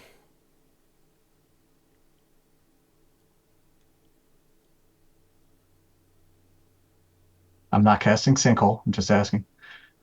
100 feet. Okay.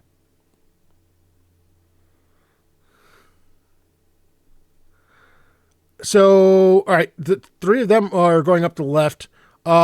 Did some of you want to go up the right? Yeah, I'm gonna go up the right. Now- I'll go up the right as well. Right as well. So, for the right, did you want to go over here or on the other side? Preferably go up on the Is there an entrance to the tower where we can cross that elevated ramp? yeah, or You know something? or go under it to the stairs on the far side. I'm going to say yes. Yes, there is. And how high is the doorway coming out of that tower? The Less doorway. than 12 feet? Yeah, the doorway is less than 12 feet. Okay. Just thinking shelter. All right, so the rest of you are going to be basically looking to be coming. Oh, did not want to do that. Coming out of like here. Yeah, let's do like a flanking maneuver here. All right. Sal does not want to be in front. I know that much. Negative. figure like this. Yep, I could be up front. Yeah, I just need to know when I'm within 50 feet of the Minotaur. All right.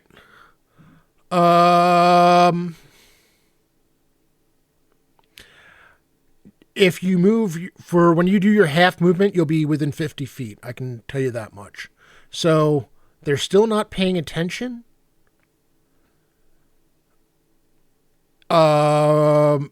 Lagamundo, and ignore what looks like the lava lines. That there's nothing there. It's just marks in the ground. Okay. All right. You one each thing- go ahead. Oh, I was just going to say, as we go along there to Leif, I touch Leif and cast Aid. Ah, excellent. Because we call it Percival casts aid on you, Lagamundo. Oh, that's good. I need Oh, that. beautiful. That's hit points too. Yeah, Yeah. it's the +1 and the 1d8 temporary hit points. No love Yes. for the hot Oh, paladin. that's needed. Thank you. Do you want me to roll the D8 or you, Leif? Go for it. All right, come on. My die rolls haven't been the best tonight. 6. Perfect. Pat is upset that it's not real lava there. All right. And it basically doubles bless. You have another +1 from bless and the +1 to fear saves. Beautiful. Does it stack with bless? think Yeah, because it's a different spell. I allow it. Okay. So And we all are you have rolling for me, Rob? You want me to roll for you, or you want to roll for you? I'll roll. That way I can feel bad. It's a D8. Yep. We got a 7. Nice. That takes me to full. And Leif, can you tell me, are these Spriggans evil? They are evil. They are evil. Then I will, as one more thing, just as prep, I cast protection from alignment All right. on myself for against evil. So Beautiful. Okay. In that case, you can each basically, really honestly, if did you want to, I'm assuming that you're going to, for those of you who are not casting a spell, are going to be charging one of them. Yeah, I'm gonna charge. Yeah. Closest one to me. Maybe that's the one on the right there. So, this one. Yeah. All right, Thraskin. yes. Sorry, I will be doing these. Well, I mean, I can't really charge. I'm a little slow mover. Well, I'll move in. charge on a full run. You can basically move 4 times your movement rate. Oh, okay. Then then I will bust to the other one if I can. This one. Dwarves are natural sprinters. Yeah, yeah. Very dangerous and Yeah. close. They look like they're sprinting, but they're actually not. Oh, look at Leif, you wanted to move. Let's see. So it'd be 5, 10, 15. Within 50 feet of the Minotaur. Yeah. I'm going to call that 50 feet. Sal, did you want to move? I'll move up with Leaf just to kind of stay maybe like a little bit behind him, just so that I'm. All right. So let's do this. Lagamundo, you're charging? Yeah. Yeah, this one has a lot of things charging at it. I like this. I'm always starting a trend. That's what paladins do. All right. Why don't we start with Leif? Okay. Leif is going to cast Hex on the Minotaur. Hex. What that will do is disable one of his limbs, his arm that he's swinging with. With the hammer? Is there a the saving throw hammer. for that? Save versus wisdom. Bone it. Bone it. So all actions with that limb also then become -2, shield -2 AC to hit -2. Nice. Let me check Minotaurs. I'm pretty sure their save is physical, but just in case. Can only hope. You get one of those weird ones where it's like both. It's like, Yeah. Um, what is your level, Leif? I'm still level 3. Whew. He came very, very, very, very close to saving. Oh my goodness. He goes to brings up the hammer. He needs to make a dexterity check. See if he's ambidextrous. I just rolled a nat 1. He just dropped the hammer on his foot, Oh, yes. Yes. beautiful. and he howls in pain. All right. Sal, did you want to cast a spell? Yeah, he is going to cast web, and it's going to be like, see if he can drop it in the back of the middle area so he can get, it's like 20 by 20 by 10. So I don't know what type of Oh, yeah. area that I can catch in there to get the most guys. 20 by 20. 20 Sal- feet 20 feet in diameter? Sal, 20 check the range on that spell. I think the It's one time I meant to cast it, it wasn't very much. 50 feet. Okay. And so that's why I was up by Leaf, because he's Awesome.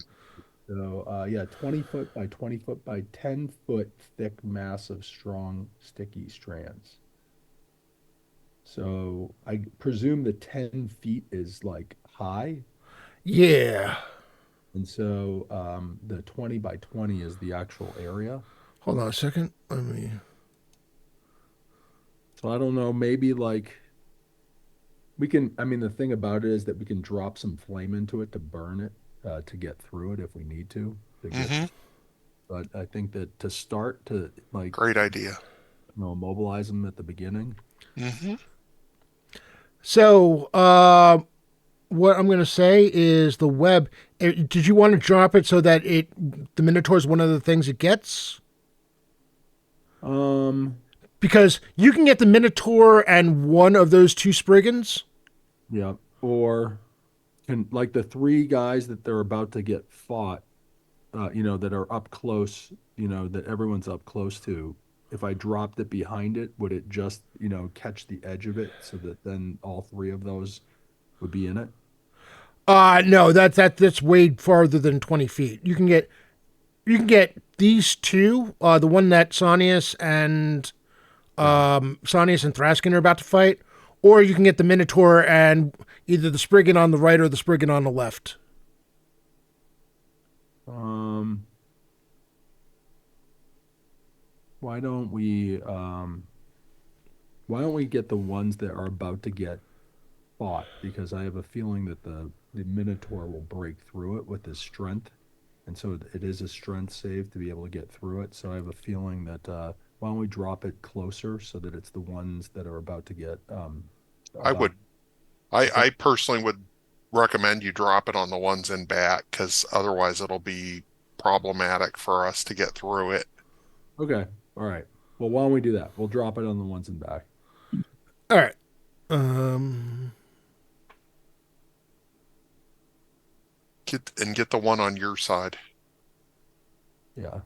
Which would be the right side.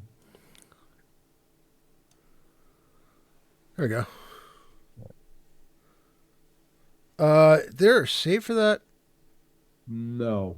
It's a, let's see, a stuck creature can break loose by succeeding on a strength check. So yeah, when it's their turn, they can Okay. try to break through. All right. In that case, let's go from right to left. Sonius.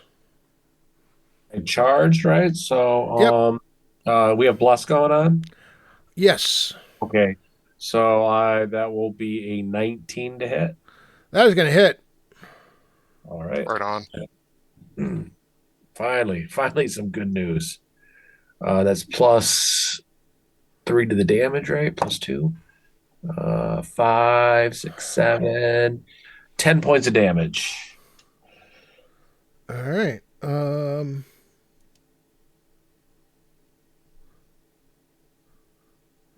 Yeah, it definitely did not like that. Don't worry, there's a pamphlet that's coming to your way too. That'll all make it worth it. Thraskin, your attack. All right. Oh, that is a nat 20. Nice. Sweet. 7 on the damage die. You add max damage on there as well. Max right? damage. Yep. Your bride's going to be so proud of you. So that's 8, 15, 20. Ooh. Wow. And did you add the +2 for the extra damage for charging? Oh no. So 20, or pardon me. Yes, I did. Yeah, so I got +3 damage. So that's 3 plus 2. So I was adding my plus in my plus to hit instead of my plus damage. What kind of weapon are you using? Heavy mace +1. You watch Thraskin run up to this thing and swing with the heavy mace, and the creature just goes flying backwards from the water Nice. because before these things grow, they're only 3 feet tall. So it kind of looks like croquet or like polo. He just comes rolling in, swings the hammer, does like an uppercut, and the thing goes flying backwards and just falls like a wet sack of flesh onto the ground. Just absolutely destroyed. Nice. Wonderful. Take that, Jawa. Yeah, that's right. Yeah, you keep this up.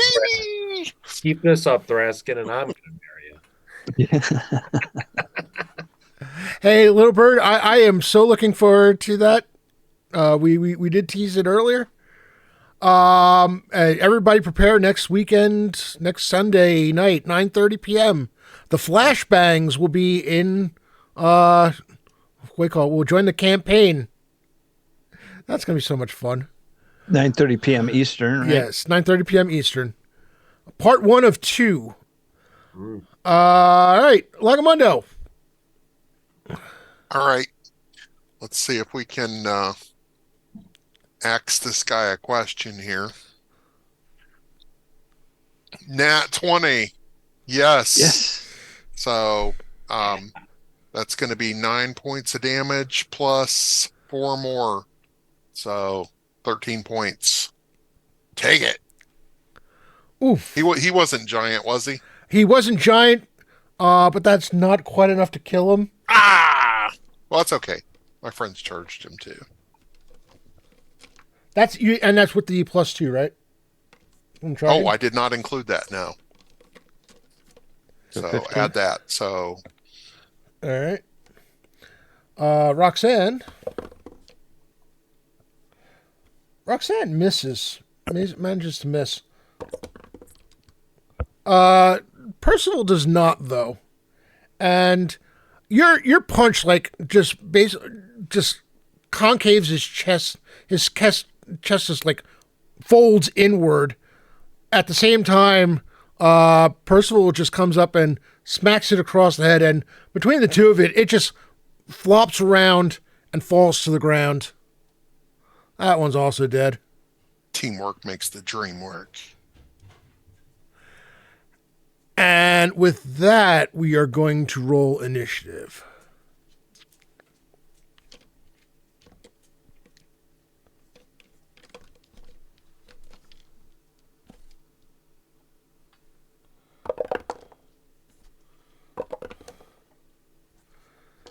All right. 10. Only Aid gave us +2 on initiative too. On 10. Right.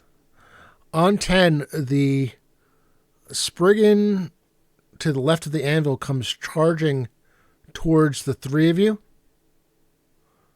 And it grows to its full 12 feet in height as it approaches. The one below grows to its 12 feet and comes up to Thraskin. That one will not be a charge, but he will attack. Yeah. The one in front of Sanius grows And let's see if the Minotaur or the other one were able to break out. Minotaur. That is a fail. That. However, this one manages to break out. These Spriggans are actually kind of jerks. And Yeah. he grows up to his full height, but that's it. 9. 8. I'm 8. I'm on 8 as well. All right.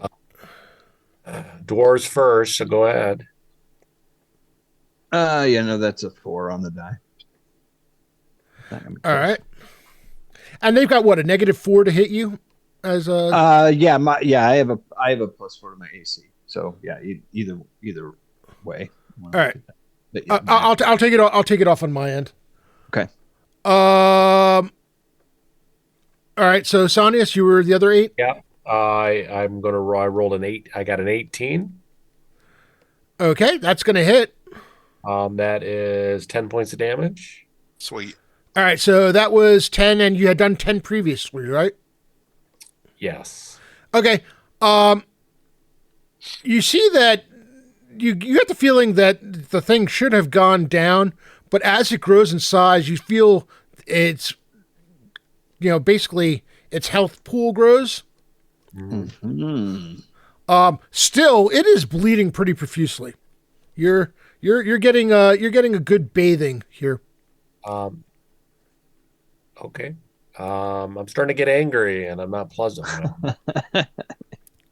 Oh wait, you know something? I had them move. I didn't have them attack. Duh. These are evil creatures, right? They are evil creatures. All right, What- so I have divine aura then. And what's the modifier? For divine aura, Yeah. I get a +2 to my armor class. And Okay. +2 throws. So, for 6-sided die, 1 or 2 it attacks Lagamundo, 3 or 4, 3 or 4 Roxanne, 5 or 6 Percival. Not in the face. Roxanne. Roxanne.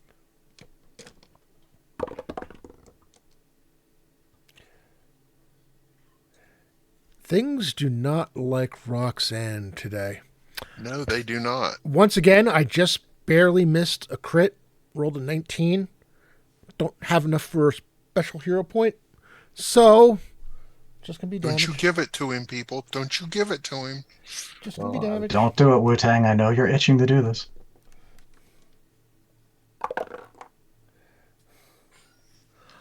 And she lets out a scream as this thing buries a dagger, like basically right to the hilt, piercing her armor as he does it, and then yanks it out viciously. Does he make a pleased, evil-looking face as he does this? Oh, so pleased, so very I hate these guys. so very pleased. The one on Thraskin, that's gonna hit.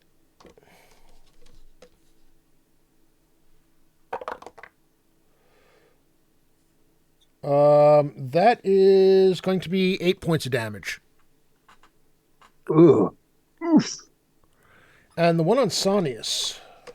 Oh wait, hold on a second. I forgot. That Oh, might the not -4? that might not hit you. No, that's My AC is 18. does not Okay. hit you.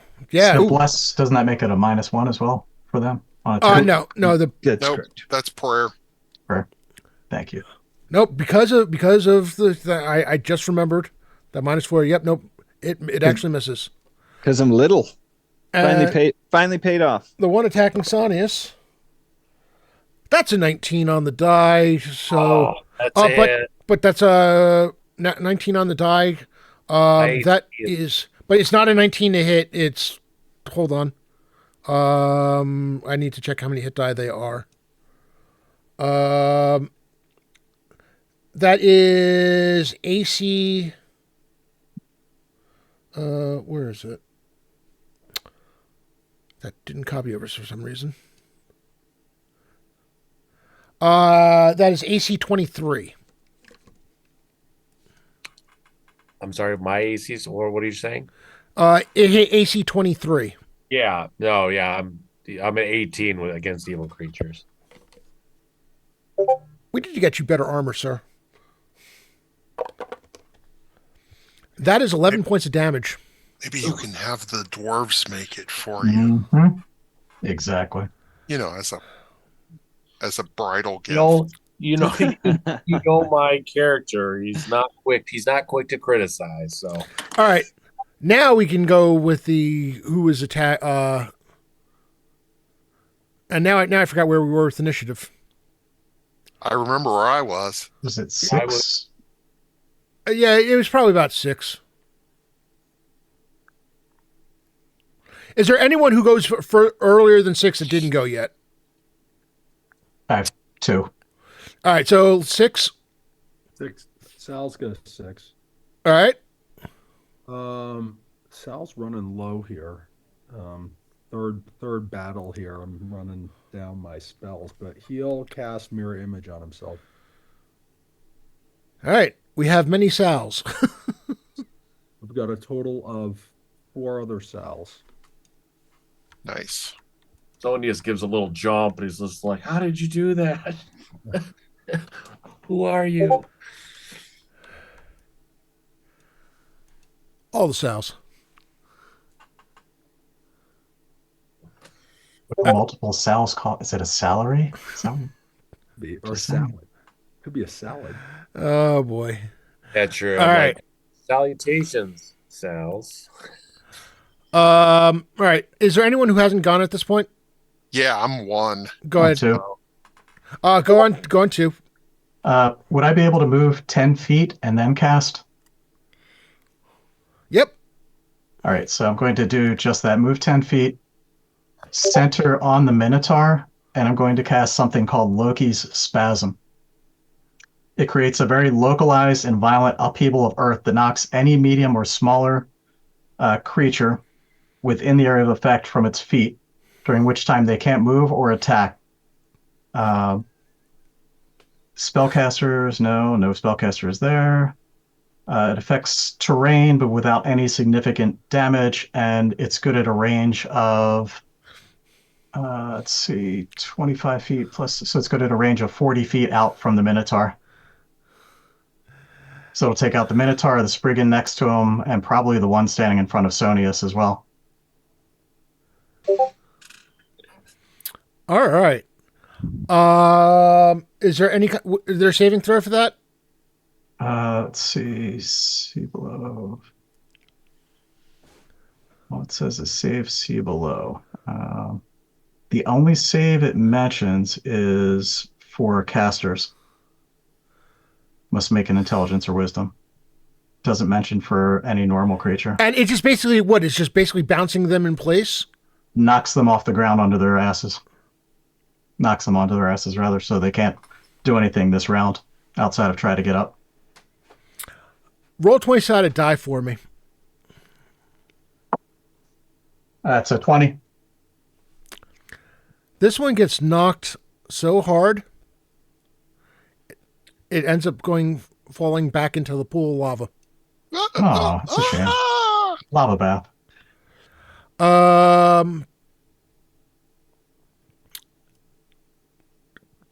Give me one for give me one for the Minotaur as well.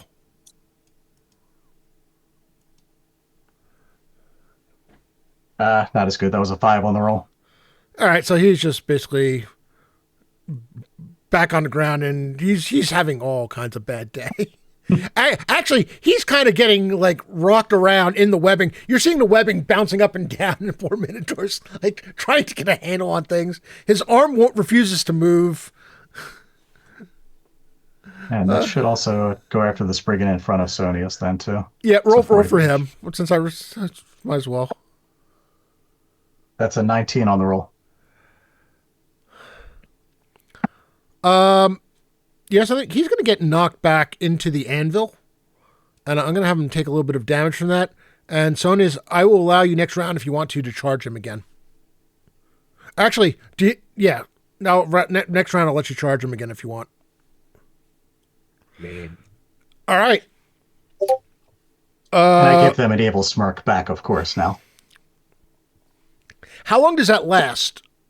So that's a good question. It looks like it's just Like once? the one time, yeah. Okay. All right. So it just knocks them off their feet this one time, and they can get back up by the next round or so. Duration 1 round. All right. Let's roll initiative. I can't do worse than last time, but I can tie it. These Spriggans aren't going to live to do anything. 10.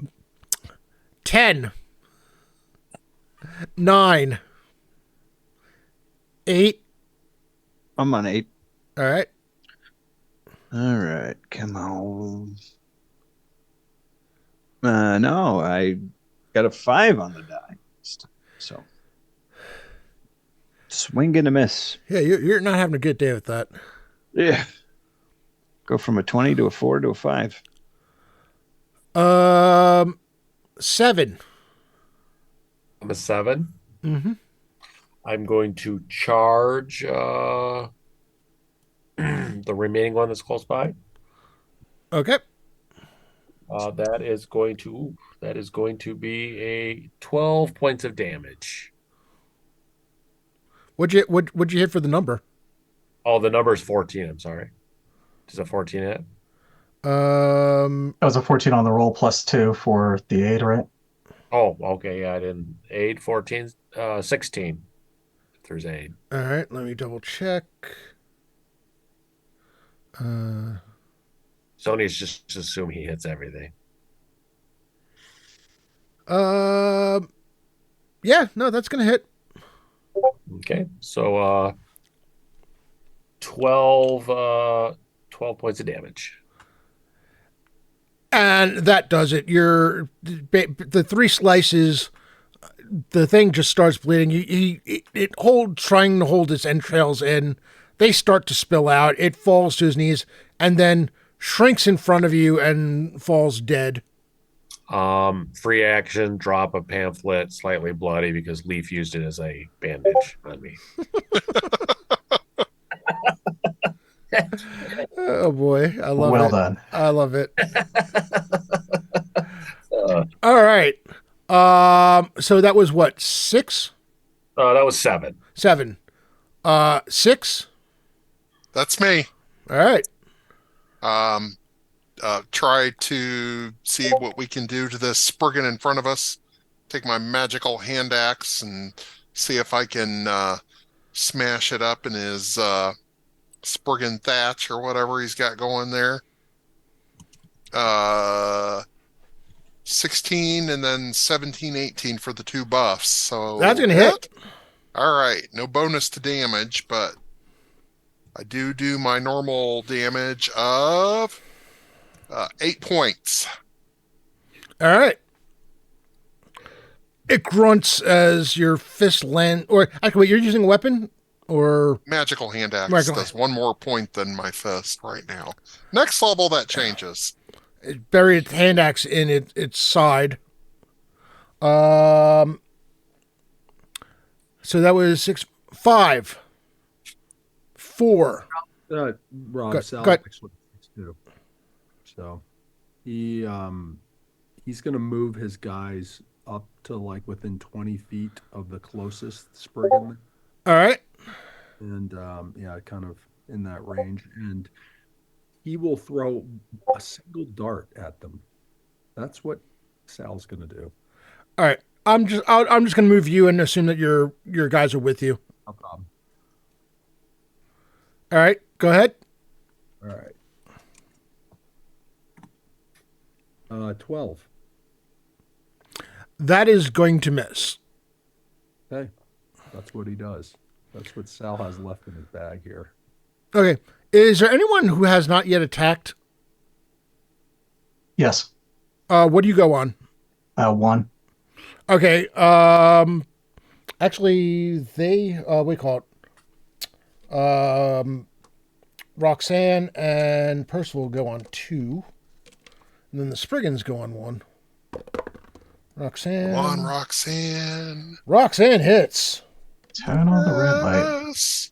We are surrounded by red light. So Lagamundo, how much you said you did 8 points of damage? I did 8 points of damage, yes. Okay, all right. This one is between the blow she just struck and the damage that you did. This one is staggering. Let's see if Percival can finish it off. Yes, do it. Maybe. Where's that 8-sided die?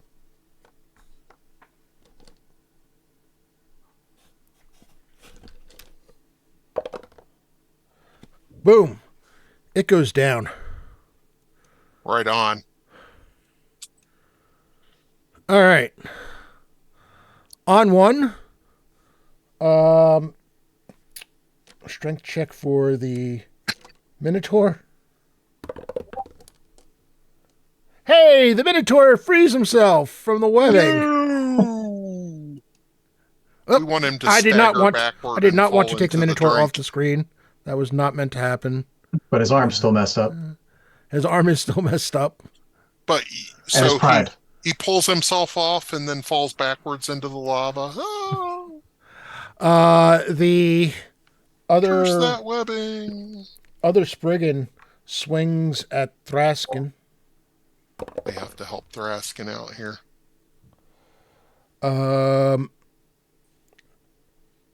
AC 18 with the minus 4.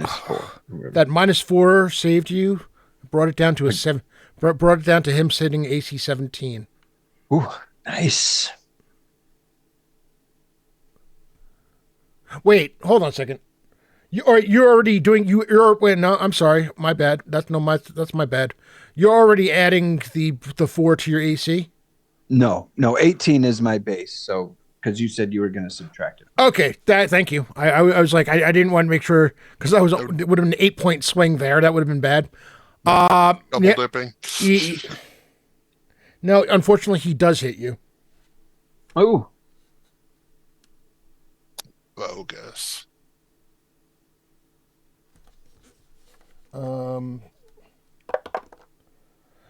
8 points of damage. all right. Help is on the way. All right. And initiative. Actually, I still have to go, right? Oh, Yeah. Yeah. That was the other one. Yeah. My bad. Let's see. I am going to cast something called Rhyme Weapon on my sword. Okay. What that does is it coats the weapon in a layer of hoarfrost. Not for the bride. Successful attack with the covered weapon results in an extra 1d6 points of damage. Creatures immune to cold-based attacks are not affected, etc. Creatures with ice vulnerability suffer 2d6. So that at least is going to charge up the weapon a little. All right. And then I think Thraskin could probably take care of himself. So I'm going to make my way up to Sonius. As close as I can get to the Minotaur. All right. With the casting that you can get there. Mm-hmm. All right. Initiative.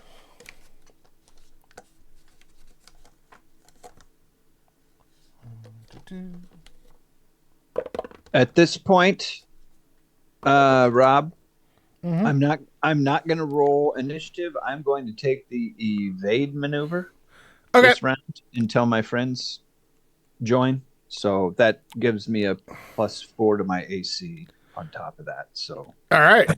Great Oh, idea. That is a fantastic idea. Rob, I've lost access to the map. Am I close enough to charge anyone? Minotaur. Yeah, you know something? I'll let you charge under one condition. You have to be willing to take a dexterity check. Oh, Aren't the webs still up there? No, he broke out of the webs. Okay. I'm gonna pass on that because Dex is not a prime. Because I was going to let you do something really. Actually, wait. Do you have any special hero? You have any hero points? I have 2 regulars. Anyone want to give their regular hero points to Sonius to try to do something epic? Yes. I have 2 regulars. I've got 2 regulars. I'll give them mine too. You can have my regular point. As long as he promises not to hand out any more pamphlets the rest of the game. That's right. There are conditions. No, I will toss myself in the lava, punch myself in the face before I do something, or not. Just holy duty. I was going to let you make a dexterity check to see whether or not you could come flying across the anvil with your blade in front of you. But I will do it. I will use 2 of my hero points to do it. I got a +1. I'm not holding you hard to the pamphlet thing, really. I mean, Yeah. at least one more for the Minotaur. We're giving you. You got a plus. You got 4 more. One so you got from me. Or actually 5 more. So you got plus 6 total, or plus 7 total, I should say. +1 for my deck, so it's +8 non-prime. I got it. All right. Roll that damage. I spit on my hand, and I'm just like, for the glory of St. Cuthbert. Ooh, and I roll 3. So an 11 non-prime. Cuthbro does it again. Okay. Yeah, a little bit. I almost trip and stab myself with my sword. I'm like, why have you forsaken me? All right. Do me a favor. Give me a strength check. Yeah, you ever see the video of like the people doing the pommel horse or whatever, where they slam into the anvil? Slam into the pommel horse. Yeah. I have seen it. Well, this might be an improvement. 8 prime. That's with your level added? Oh, that's not with my level added. 11 prime. I'm gonna add the bless to that and the 8 to that and call it. The DM just wants me to succeed. He's just like you try going with your sword and you completely miss. However, your shoulder barrels into the Minotaur, who's already on a bad foot, and you find yourself landing on top of the Minotaur.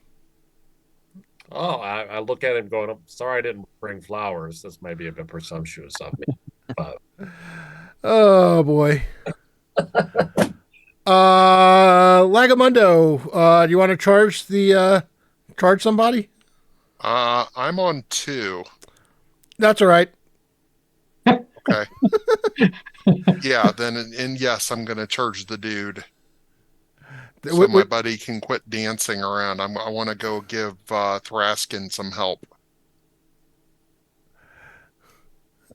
There's a whole lot of charging going on. Go get. Actually, you want me to take the first attack so you can get the chance to finish him off? Sure, or you can kill him. I'm not particular. I prefer to the players to have the chance to get the. Oh, Roxanne needs some glory. She's been fumbling around a lot. I'm a team player. Well, Roxanne did hit. Percival missed. She can see my familiar keeps joining me. Yeah, Roxanne did some heavy damage to this thing with the slice. Basically, sliced it across the back. Nice. Go ahead and make your attack. Well, then I get to be a hero because I rolled a 22, and that's not even counting the 2 bonuses. So let me see my damage and hope it's good. I roll for my damage a 5, 6, 7 because of the charge. That's going to be enough. Nice. All right. Nice. Yeah. Sonius currently has the limping, basically the poor Minotaur underneath him, who is has a broken foot, a useless arm, and is just kind of resigned to his fate. So I'll leave it up to you what you want to do with the Minotaur. If you want to kill him, that's fine. But beyond that, since we are a little, and I apologize, we are a little beyond time. As it turns out, Thraskin, as you get closer to the altar, you look at the runes, and it's been a while since you've had to, read Dwarven runes and such. But your teachings do come back to you, and You find that if they had known how to speak Dwarven, they would have been able to have moved the anvil. There is a way to get it to release from the mount it currently sits on. You're all able to, with some work, get the anvil out. It takes a while. You're working late into evening, and you end up camping. Actually, I'll leave. You can decide if you want to camp inside that tower where you'll know you'll be safe. You also find treasure there, which I will have for you later. But there is treasure from them there, and you're able to get the anvil. So what I'm going to need, and the dwarf, there's a huge, massive celebration back at the Cinderforge clan when the anvil is returned to them. Would you call it a wedding celebration? Like a reception? Oh, I'm the one who had mounted the Minotaur. I wasn't going to bring that up. Which seems I had taken. I've taken a vow of celibacy for Saint. I mean, I saw what was going on behind the anvil there, and I was just going to let it go. Rob, I was gonna say I don't have no great desire to kill him, but what I do with him I do ask him if he accepts Saint Cuthbert as his Lord and Savior. Don't forget to baptize him in the lava. Take him as a date to the wedding. It grunts at you and says, "If it keeps me alive, sure." Fair enough. Get out of here, and I spank him on the bottom with my sword and tell him to get lost. He tries to skedaddle, and he's like limping on one leg and just... Yeah, he's walking off like Ace Ventura with a trank dart in one arm, flailing around. And I tell everyone, speaking of jewels, really, jewels are the friends we make along the way. So, and redemption, right? We got the Minotaur sought and accepted salvation. So we all. So what Is that what you called what was happening back there? Now, Sal, I'll have to figure out something for you because obviously weapons and armor. Well, armor's a no-go, and weapons don't really work. I'll figure out something that they can make for you. Okay. The rest of you, I need you to think about whether or not you want a weapon or a piece of armor, and let me know what it is you'd like for them to make. Depending on, well, it'll probably be ready by the next session we have. Okay. Rob, I'm gonna tell you right off the bat, I need some armor. I'm going to have to think long and hard about that. Same here. Same. All right. Plus, Obviously, I don't need armor. yeah. So and Up with to a plus that, one. I'm sorry, go ahead, Rob. I'm going to be doing some rolling to figuring out how good and whether there are any special properties to the items that you get. I can tell you there's a good chance it's going to be better than +1, and it may have, depending on how I roll, there may be something special to it. Some type of masterwork. Awesome. Yeah. Wonderful. If I could have like a, I don't know, like a symbol of a pamphlet or something of St. Cuthbert. That'd be cool. Yeah. I need a magical 10-foot pole that I can pole vault things with. Gonna get one of those cards that's just got like a code on it, and then they just have to like scan their iPhone onto it.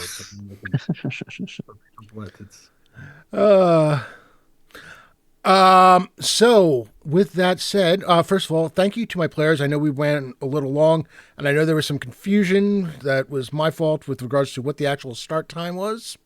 I want to thank you all for playing today and for being pretty much the regular group for this particular thing. I want to thank everybody who's, came in to watch. I hope you enjoyed the game. Thank you so much to all who contributed bits, those of you who subscribed. Pick a winner for them. Those of you in channel. I will be closing the giveaway. It is ! Ticket. I will give you another minute before I close it and then pick the winner. I want to thank Trollord Games. First of all, they were one of the people group that gave bits. Also, being a sponsor for this channel and providing the giveaway, giveaways for these streams, and for making Castle and Crusades, which we've all been playing. Woohoo! And again, next Sunday at 9:30 p.m., the Flashbangs. Brett, Curtis, Little Bird, and Cocoa Bunny. That's going to be something else. Yeah, oh my. All right. We'll close it out. Good luck.